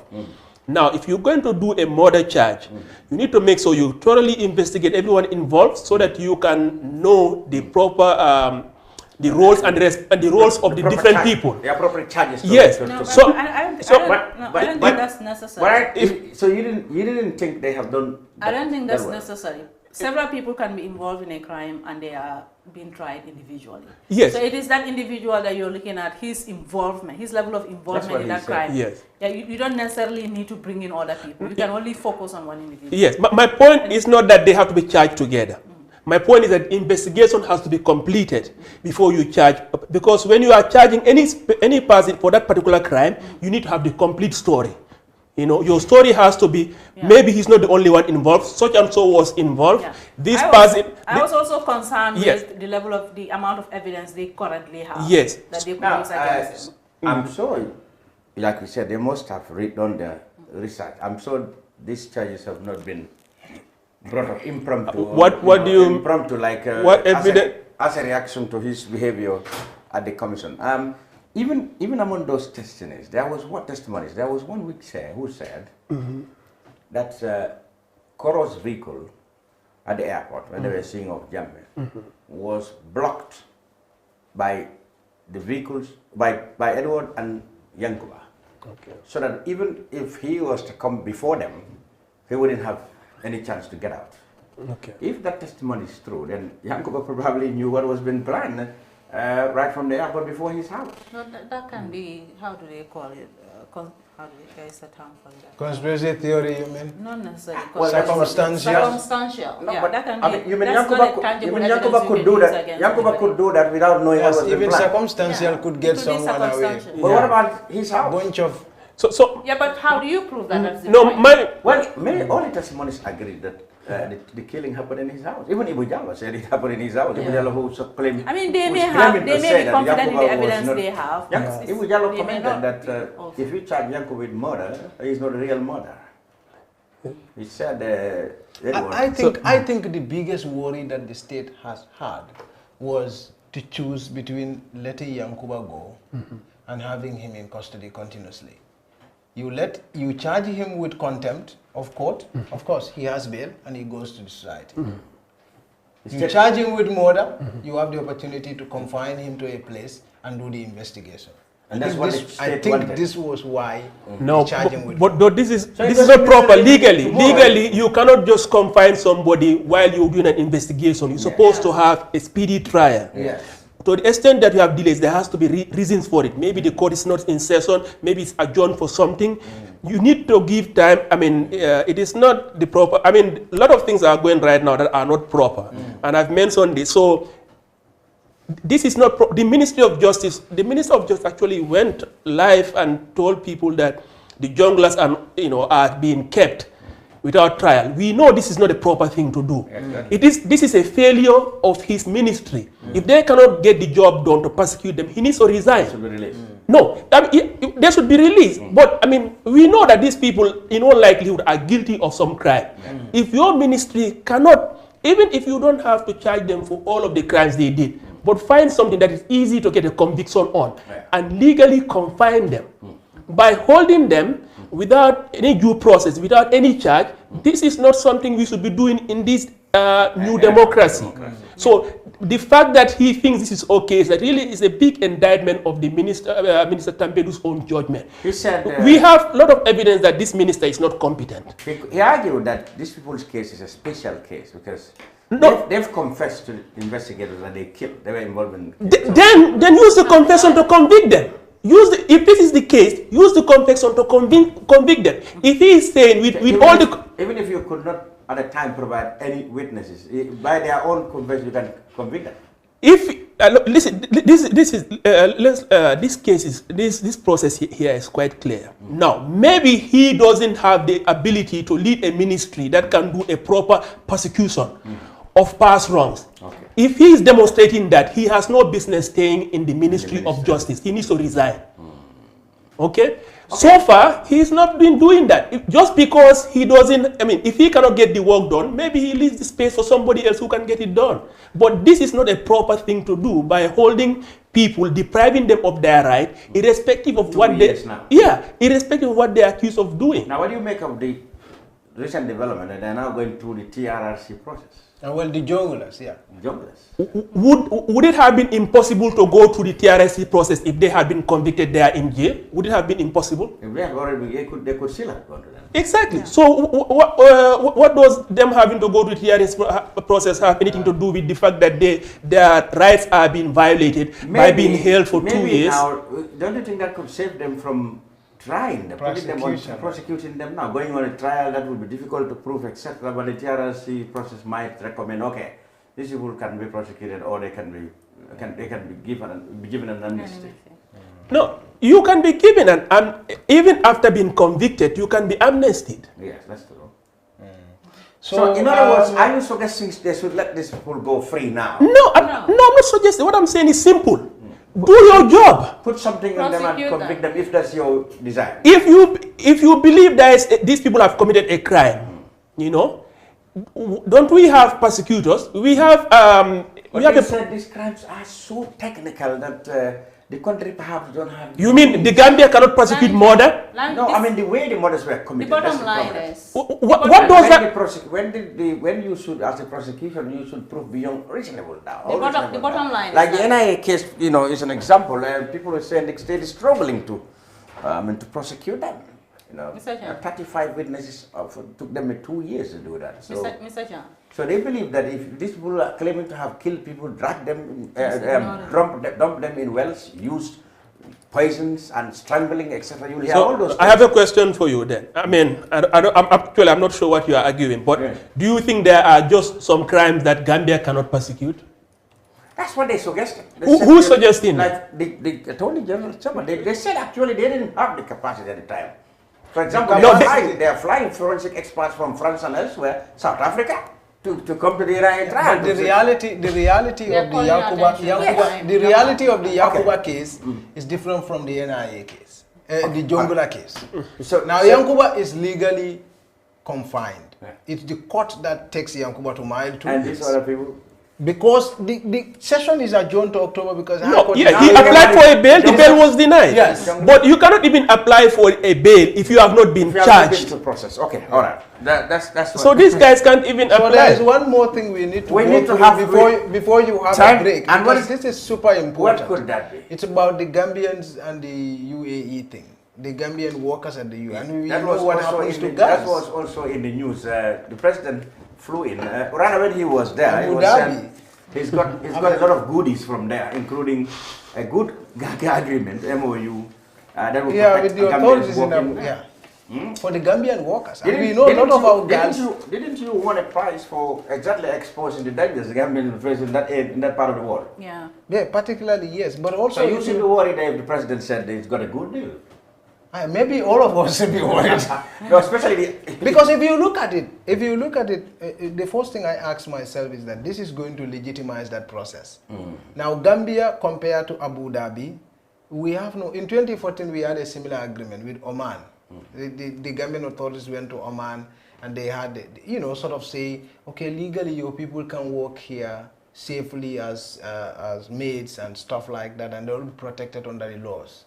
But the problem has been that Gambia has no capacity to monitor the implementation of those MOU in those countries. Don't we have ambassadors? We only have an ambassador. We have So Saudi monitors Oman and those countries there. Okay. So you have the capacity challenge of the embassies, but also you have resource constraints. How is Gambia going to hold UAE accountable in case there is a problem? Or how? And another thing is, these traffickers now who've made money in these kind of things can come and now say, well, now you people are safe. Now we have MOU with these Arab countries, and use this MOU as a pretext to sell these girls even under. Mr. Gajigo? I don't really know much about this particular issue, honestly. Yeah. But so there are slave workers. You certainly must have heard about it. No, I've heard about the plight of Gambians who went to these Arab countries. Some came with their kids, absolutely kidneys stolen somewhere, sex slaves. But the thing is, that's not this is almost a global problem. Not only of course you have atrocities, real tragedies like that, but this issue of foreign workers being maltreated in the Middle East is global. And compared to other countries, we have a very small number. Countries like India, Sri Lanka, and Philippines. Nigeria. Yeah, but Philippines actually, they have a whole sector that's dependent on this. Many of so you have big countries that have had their nationals being maltreated. If those countries haven't been able to prevent it or do more after the fact, I don't know what chances are. Yeah, because I'm sitting here and I'm thinking what the best scenario would be, because MOU, no MOU, what is happening in the Arab countries will continue to happen. I think what the global world needs to do is we need to put more pressure on the Arab countries to really respect human rights, to enshrine the legal provisions that are going to protect every individual regardless of where they come from. Gambia having an MOU with them, even without an MOU, I don't think that's going to change so much.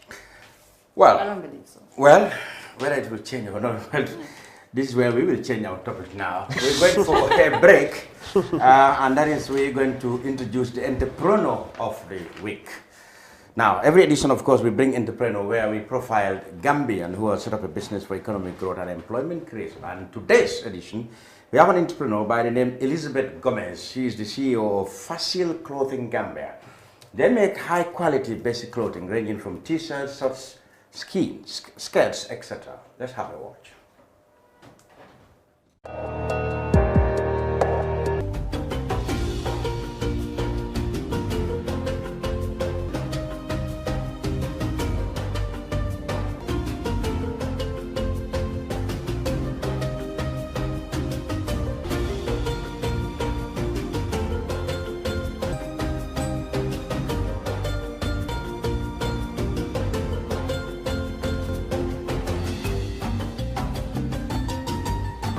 I am Elizabeth Gomez. I am Gambian, living in Sweden, and I am the co-founder and owner of Facile Clothing Limited.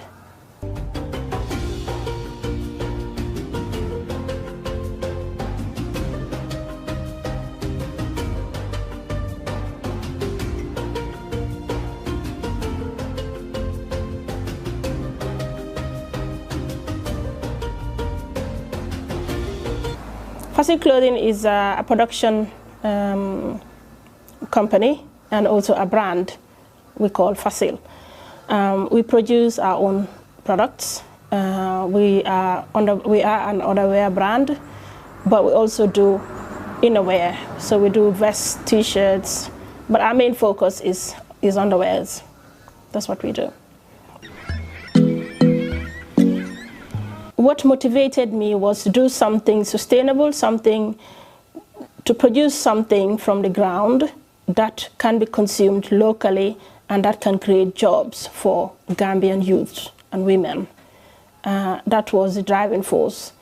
And why underwears is because I discovered that quality underwears, ready-made underwears, were not easily available in the market.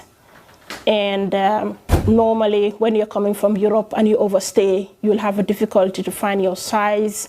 And in most cases, you will have to go to Serekunda market and look for second-hand or other second-hand shops to find the quality that you want. Or you'll have to buy cheap ones that you wash away and throw because normally they don't last long. They're not of very good quality. So for my case, it was coming to visit Gambia and overstaying and not having underwears that could last me long for that period. So I had to go and hit the streets and look for underwears. And after that experience of not finding them and have to turn to secondhand to find, that gave me something to think about. And then even family and friends even would ask you to bring underwear, basic quality underwear for them from Europe. To bring home. And sometimes people are even paying money for you to buy for them and bring home. So that gave me an idea of there is a market and something needs to be done about it. So I decided to start Facile Clothing and produce the underwear and sell it locally. The challenges I face is most of the materials that we use are not locally made. Our raw materials we have to import. We don't grow cotton in Gambia any longer. So most of our products are cotton based, so we have to import all those fabrics. And machines we have to import. And the technical know-how of machines that run in a factory is not available locally. So we have to bring in experts to teach everything about our machines. And when we have issues, for example, we have a machine breakdown right now. We've tried to solve it, to do something about it with Ngone, but we couldn't do anything. So we'll have to buy the spare part and ship it, and then fix the whole machine. If we cannot, then we'll have to ship the machine back to the UK and have it done there. So that is a challenge. It costs a lot of money. We don't have the technical skilled people locally that can help in such situations.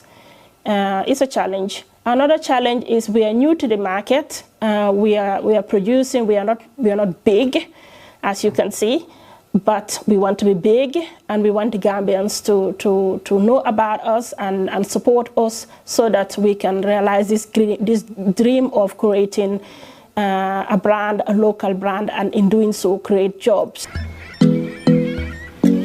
I have 12 employees. We can double the size if Gambians know about us and buy our products because it's a volume market. The more volumes you produce, the more manpower you need. So it's what the Asians are doing, it's what China has done. Today China is the biggest manufacturer in the world, and they started by doing clothes. Most of our clothes we wear today may be designed in America or designed in Paris, but they're made in China, So, and I think we can do it. We can do it for ourselves, and we need to do something. We need to copy that and do it our own way. We don't need to pay people slave loans, but we can pay living wages and still serve our own people and create those jobs. That's what I believe. Most of our clients are middle class, and I understand why, because our prices are still very not high for the normal Gambian. And that is understandable because we are a startup, we have cost. We are not producing thousands and thousands of products that will enable us to bring down the prices to cater for the local, to the mass market. So most of our clients are lawyers, people with working class people. I see Fasil as a household name, and like every Gambian, every kid going to school will have a T-shirt on him or her, or a tank top or a vest on him and her that is written "Made in Gambia" by Fasil. And every 5 years, I want people that are out there celebrating wearing our T-shirts "Made in Gambia" and be proud of it. And I want every individual in the Gambia to have our underwears and be proud of it, that we can make it here in Gambia. And in 5 years, I think we should also go out there and sell our products to Senegal, to Guinea-Bissau, to the sub-region. Those countries are bigger. They have stronger economies, and they have a larger middle class. So I think they have a bigger buying power than we do in Gambia. So we are dreaming big. In 5 years, we want to see ourselves even outside Gambia. It's in Kanifing, just after the GRA office. That's where we produce, and that's where we sell locally. But you can also find Fasil products at Terangas, at Bigelow, which is a shop just after Coco Ocean. And you can also find Fasil products at Atlas petrol stations in, I think, in Kololi and in Kotu. You can find our boxers, our T-shirts at those two locations. Our business numbers are 394-3001, 394-3001, and we have 293-3002, 293-3002.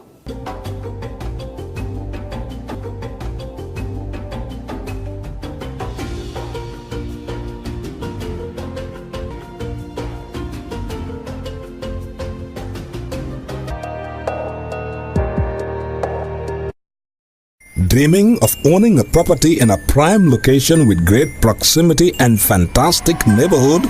EJ Investments Sanyang Seaview Estate is the best choice you have been waiting for. Our Sanyang Seaview Estate is approximately 15 minutes drive away from the busy hub of Brusubi roundabout and into the heart of nature, where you can have a peaceful and relaxed lifestyle with your family. You can buy a finished 4-bedroom story with 5-year flexible payment plan, or a service plot with 2-year payment plan option. With over 300 homes, you will enjoy big tar roads with covered drainage, modern electrification with solar street lights, gated entrance with security post, and a breath-catching experience of our beautiful sea view and lake view. You can own a home today at our Sanyang Seaview Estate. Call us today on 446-4838 or 325-9220. Visit our website on ejinvestments.net. EJ Investments, first in property.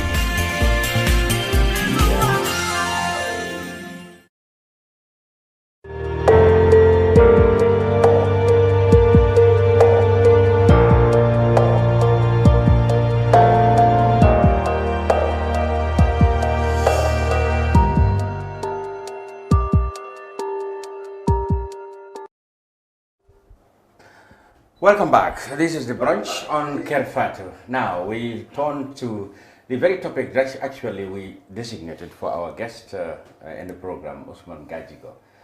Now, sometime back, West African heads of state met. I think it was in Niger, the capital, Niger. Niamey, rather. Yeah. Where they decided they're going to introduce a common currency. This has been on the pipeline for long now. I think there was problems of convergence. Since perhaps we were young. Yeah, since a long time. It's going to be called the ECHO. Now, with Mr. Gajigo today, who's an economist, we want to know how is this going to work? If it does work, how is it going to affect you and me who are carrying the dollars in our pocket right now? The ECHO, Mr. Gajigo, like the euro, will it be just like the euro? As simple as that. Common currencies. Yes. Well, basically, the idea is to have a common currency for all of ECOWAS. So there will be no longer any of these individual currencies like the dollar C, the franc, and the naira. and you'll have one central bank, so which means you'll have one monetary policy. There should also be, harmonization of credit policies, hopefully free movement of capital. That's the idea if it's implemented. The issue now basically is that obviously this thing started a while back. It started with the creation of the West African Monetary Institute in 2001 in Ghana. Now, usually before you create a monetary union, there are a lot of things that need to be in order first. And, you need something called an exchange rate mechanism must be in place, that to ensure that your currencies are convertible. Some of these convergence criteria basically is, they are just asking that countries meet a certain condition that is similar to conditions you would have to meet when you are in a monetary union. These being deficits, debt, inflation rate, nominal exchange rates. That's the fifth one I can't remember. Now the thing is, when this was started in 2001, what I call convergence criteria, this was set. As you all know, none of these several deadlines were set. Yeah. None of these deadlines were met. Yeah. More than that, in the background, a lot of things happened. First of all, the convergence criteria was set. There was like a condition for debt, for fiscal deficits, and other things like inflation. So it was quickly realized by these member countries that they couldn't meet any of these criteria. So they decided to relax these rules a bit. So like the condition on debt was removed completely. The deficit, instead of being a small percentage, countries were allowed to have a bigger percentage a fiscal deficit. There was the issue of like, the fluctuation of the nominal interest rate was allowed to fluctuate around a larger band instead of a smaller band. But even with this relaxation of these requirements, no country could consistently meet it again. So I think 3 or 4 deadlines were set. They have not been met.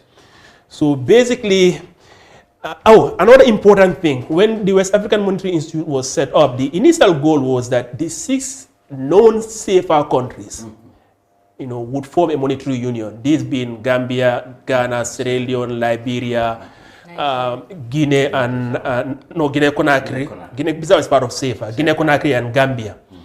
These countries would form a monetary union. Eventually, they would then join with the safer countries later in the future. But what has been announced recently now is they are skipping that whole process. They are just going to go like the whole 15-member ECOWAS country is going to form a monetary union that will be launched next year. Yeah. And by all indications, this, I think, to me, this is very premature. Not only is it premature, I think it would be bad for the Gambia to join the monetary union at this stage. How will it be bad?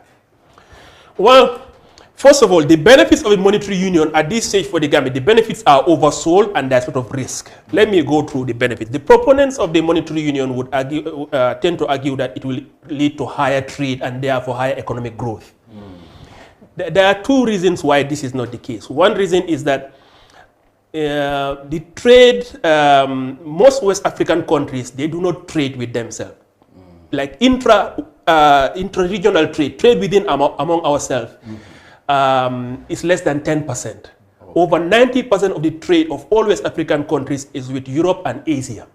Why is that the case? Because most of the goods that we trade are primary commodities. We do not trade, we do not do other things. We just trade, whether it's oil, it's gold, agricultural commodities, and normally you export that to countries that do processing.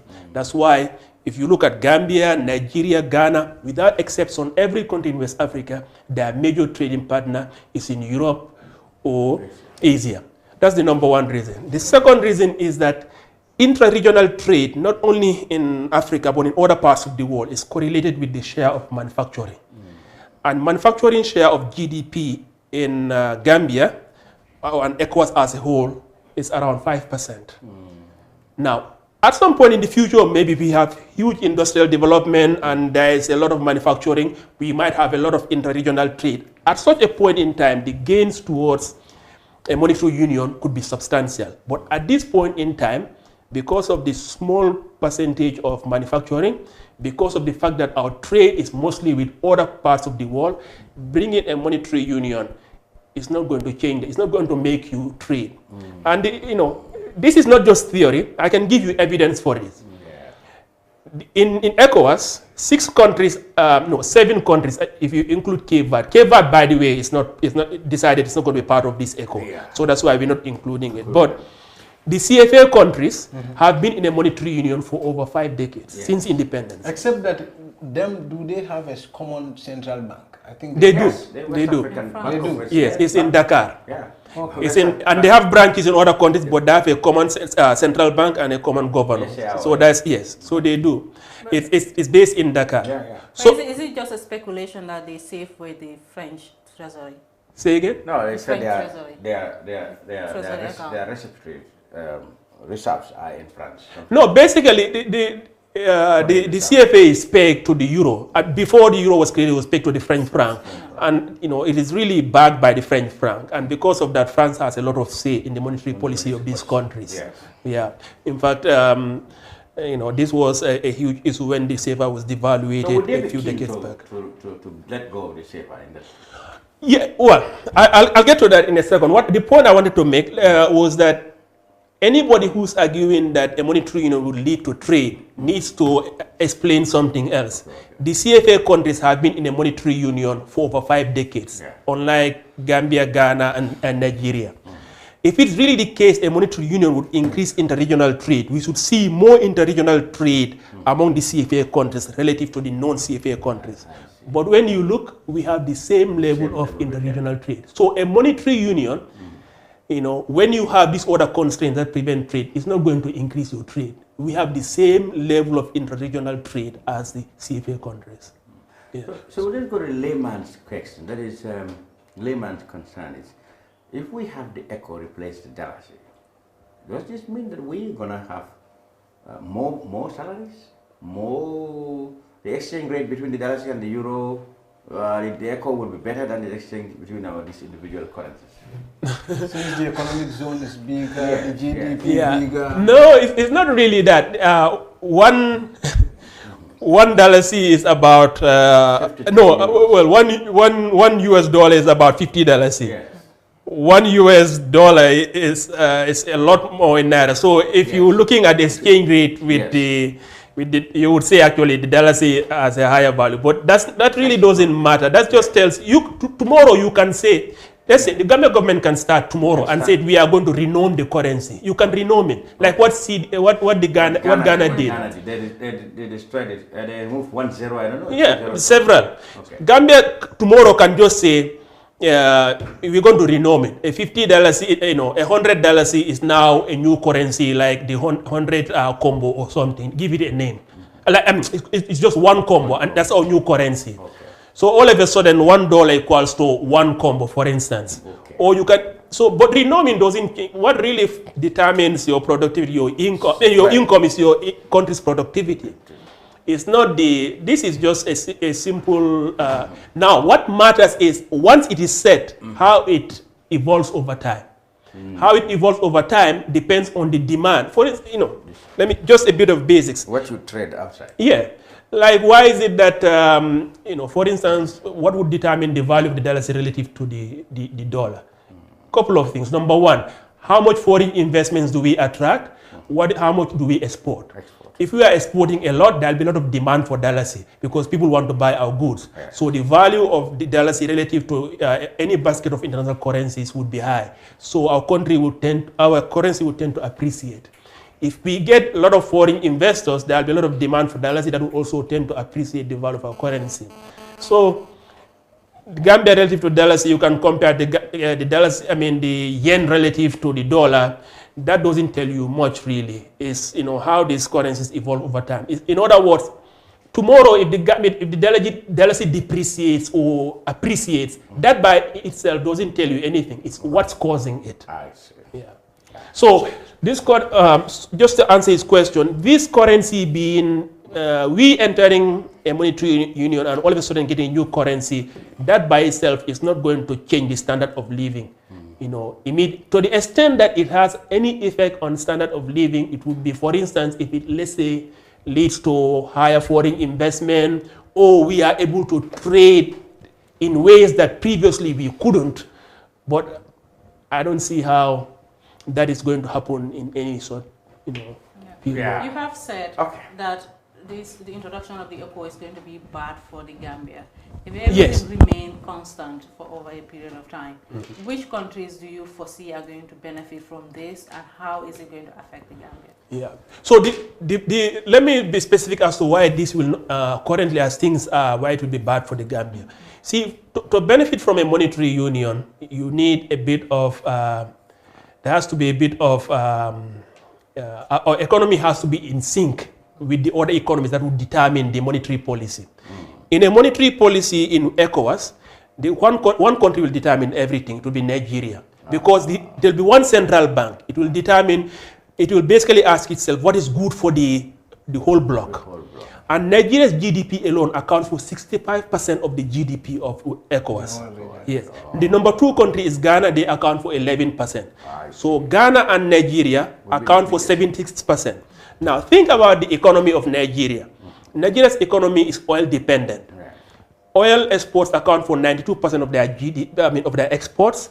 90% of their foreign exchange earnings, 75% of their budget. In other words, just by knowing the price of oil, I can tell what's happening in the Nigerian economy. If the oil price goes down, they go through a recession. If the oil prices go up, everything is great in Nigeria. Right. Now, Gambia, on the other hand, is an oil importing country. High oil prices are bad for us. It means fuel at the pump is more expensive. The fuel for NAWEC is more expensive. The factories prices go up. Production of factories go up. Basically, the cost of production goes up. So our economy is not in sync with like the business cycles. They don't fluctuate together in the same direction. What does that mean for monetary policy? This is very important. When you have, let me give an example. When there is, suppose that there is a peak price increase of oil, it reaches 100 per barrel. Anywhere else that is not exporting oil, you know, they'll pay more. This will be bad news. For them. If you are Nigeria, this will be excellent. Okay. You know, so the problem is that when you are in a recession, for instance, let's say you know, the monetary policy, the central bank needs to do something. You know, one thing you would have to do is, if there is, let's say that's a recession, there's an economic downturn, you know, what the usual thing that a central bank would do sometimes in complement with the fiscal authorities would be to loosen the monetary policy. This would be to lower the interest rate. Yes. If the economy is growing very fast and you want to cool it down so that it doesn't overheat, you increase the interest rate. Now, suppose that there is a huge increase in the price of oil. Nigerian economy is doing very well. But Nigerian economy is 65% of ECOWAS economy. That means if you take the whole of ECOWAS as a whole, we are doing well. The fact that Gambia is doing badly doesn't matter. Because you as one authority, you are just responsible for the entire ECOWAS bloc. So the policy, the decision of the central bank of the ECOWAS would be, what can we do to maybe slow down the growth? At that point, what do you need to do would be to increase interest rate. But Gambia is an oil importing region. At that very moment, what do we need is lower interest rate. So that's a problem. So that would be a problem. So basically, anytime things are good for Nigeria, they are likely to be bad for us. Now, in theory, there is a way to correct this problem. In a real monetary union where things function very well, you can have what are called fiscal transfers. When Nigeria is doing very well, things are bad for the Gambia, there can be transfer of resources from there. But in theory and in practice, this is not the same. And you know, this idea of fiscal transfers should have been actually implemented in some limited form during these years leading up to before the monetary union is actually started. That's the whole reason, that's why you have this whole exchange rate mechanism in place. There's supposed to be some sort of like short-term facilities that the independent commercial banks could use, but these things have never been implemented. So if these countries have not been able to put these conditions together, despite giving themselves several deadlines, and despite relaxing the rules several times, what is the likelihood that when the real monetary union starts, they will do what they couldn't do? So for me, as you were speaking, I was thinking about the issue of productivity you've raised, because you've said the appreciation of the currency depends very much on the productivity that's within a particular economy. Now, if you look at it from the regional perspective, perhaps we know that the regional intra-trade is very low, 9 to 11%.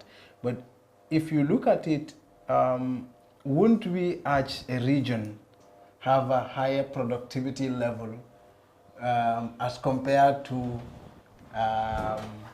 because we would be exporting from the region now as a collective with one currency outside collectively, that's right? The basic question. And would that appreciate? Yes. That's the basic question of who benefits from that trade. Yeah, but wouldn't that strengthen in itself the currency, the regional currency? No, the strengthening of the currency is not that by itself doesn't make things good for the economy. For the Gambia. Or any country. In generally, let me give an example. If you want to export very well, you want your currency not to appreciate. This is the problem between China and the US. China is consistently depressing the value of its currency to make it easier to export to the US. Exactly. If your currency is expensive, your goods are expensive. Your currency is weak, your goods are cheap. So appreciation of your currency is not a goal, really, per se. That's why I said it's not really whether the currency is appreciated, depressing, it's what is leading to it.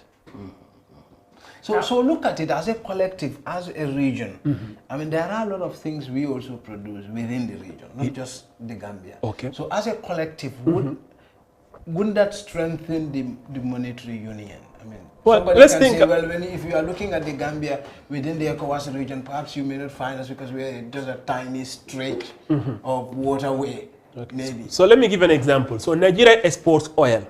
Ghana exports oil and gold. Burkina Faso exports a lot of gold and let's say a lot of gold. Mali, we say gold and agriculture, agricultural commodities. Senegal, a lot of agriculture. They are doing this independently. This is what these respective economies have been exporting. Now, suppose now we are in a monetary union. Remember, we're not talking about being a federal state. We're still talking about a monetary union. These countries are still independent countries. Like EU. Yeah. Yes, independent economies, independent budget, independent president, they still have to go to their respective parliaments for their budget. If you still want to move from one country to another country, you may face different different laws. A bank still has to, your company, let's say I register my company in Gambia, I want to operate in Senegal, I have to go and register a company there. A monetary union is, let's be clear, it's saying that you have a common monetary policy. It doesn't say you have a common fiscal policy. You're supposed to have harmonization of regulations, harmonization of certain other things. You're supposed to have credit policies. You're supposed to have these things in theory. In reality, it doesn't happen. Let me give an example. In CFA countries, because of it's a monetary union, they have a single central bank. And that single central bank supervises all the commercial banks in all CFA countries, whether they're in Ivory Coast or Senegal or Mali. In theory, one bank in Senegal could be, Société Générale, could say, okay, for me to open a branch in Bamako, it's just a branch because we are in the same capital market. But in reality, that's not the case. In reality, if it's registered, if you want to go and open a Société Générale, it has to be a completely new entity. Just like EcoBank Gambia is a separate entity from EcoBank Senegal. Because you're liable to pay tax to your host fund. Well, it just also means that when it comes to actual operations in this country, even in a monetary union, things that we think could happen should be happening should happen because of the monetary union. In reality, they are a bit more complicated than that. So what I'm trying to say to answer your question is that yes, we can be in a monetary union, but the fact that in these countries exporting these different things, Nigeria oil, Ghana gold, Gambia agriculture, why would we experience any economies of scale? We are not all of a sudden one country. We are still separate countries. We just have one monetary policy. But apart from that, we are still separate economies. Okay. So what would be your ultimate advice to the Gambian government with regards to this? Oh, I think, the thing is, Gambia is a small country. Gambia should welcome, most initiatives that lead to integration. Because we, as a small country, you cannot do well by isolating yourself. Nice. You need to integrate. Okay. Yeah. Now, the devil is always in the detail. Yeah. So just because something is always good, always going. So a monetary union can be beneficial for the Gambia, but we need to make sure that the conditions are right. We need to make sure when we are going, the mechanisms are in place, so that in the situation I described, where our lack of synchronization with the Nigerian economy can be ameliorated. Unless those mechanisms are in place, Gambia going in there, Gambia would be an afterthought for any central bank that is overseeing all of ECOWAS, because Gambia, as a percentage of ECOWAS, is too tiny. What happens in Gambia doesn't matter. You will focus on what happened in Ghana and Nigeria, Cote d'Ivoire, and Senegal in that order. I see. So because Ghana and Nigeria alone will account for 76% of the GDP of ECOWAS. So finally, on this topic, because time is gone, would it affect our transit trade? Like the transit? The transit trade. The transit trade. The transit trade thing, I just wish people will stop talking about this transit trade. People have been talking about this transit trade as if it's a good thing. It's not. How? You see, why do we have transit trade? If I understand, transit basically means goods that are coming through our port, but actually are going towards Senegal or Mali. Why did we have transit trade in the beginning, first of all? Because the common external tariff for ECOWAS was very high relative to Gambia. Gambia had a lower, because it wasn't part of a monetary union or in a customs zone, could control its own tariffs, which we did. Senegal didn't have the power to change it unilaterally because they were part of a CFA customs union. So Gambia could just lower their tariff a bit, and it would make sense for arbitrage for you to import sugar or rice and take it to Senegal. That was happening not because we had great policy, not because our policy makers, Jawara's government was doing something great. It was a passive form of thing. Now what happened? Over time, the transit trade just disappeared. Why? Because ECOWAS decided, not ECOWAS, CFA countries, the customs union decided that they are going to lower their tariffs. Not only that, Senegal invested billions into their port to improve their port. Our port used to be more efficient than Senegal, not because Jawara's government build a great port. No, our port was never great. Anybody who told you that didn't tell you the truth. Our port was never great. It was just that Senegal's port wasn't good. It wasn't managed well. But Senegal all of a sudden got serious about their infrastructure, implemented several projects that increased their port efficiency. So all of a sudden, the factors that were contributing to this transit trade disappeared. The gap, the difference between our tariff and that of Senegal narrowed. And their port became far more efficient than us. So the arbitrage that you could do by taking advantage of these two factors just diminished. So transit, depending on it, is like somebody just basically saying, okay, my neighbor has a big mango orchard, but some of the branches fall into my compound. So I'm just going to depend on those branches to eat on instead of doing my own farming.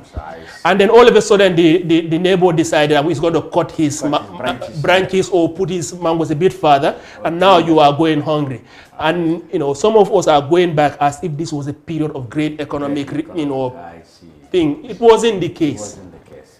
Right, Usman Gajigo, economist, farmer, and what you name it, has been our resource person, so to speak, on this show, which is the Brunch on Ketfat. On behalf of Nima Kamara from the University of the Gambia, Mustafa K. Dabo, award-winning man who won 4 controversial awards just last week, and all our technicians. If you need to give up your awards, can you give me one? Yes, I definitely. Okay, there you go. So, whatever awards are called and how they were won, he's an award-winning journalist. On behalf of everybody, he's a very good journalist. Wow, I'm Gambian Cham wishing you all a good weekend until we come back your way again. Goodbye. Thank you. Look, guys, you guys got very big rams. I hope you don't get it from where I'm suspecting. Do you think you're the only one who knows where all the good news come from? My son bought me this ram all the way from abroad with Baloo. Oh yes, this must be Baloo. Me too, my daughter just bought one for me through Baloo. With Baloo, everything is possible. This Tabaski, you can buy ram for your family using the trusted Baloo. Just log on to the www.baluo.com website or download the app. You can buy ram, otherwise foodstuffs such as rice, sugar, cooking oil, and much more for your family this Tabaski. Baloo, better than sending money.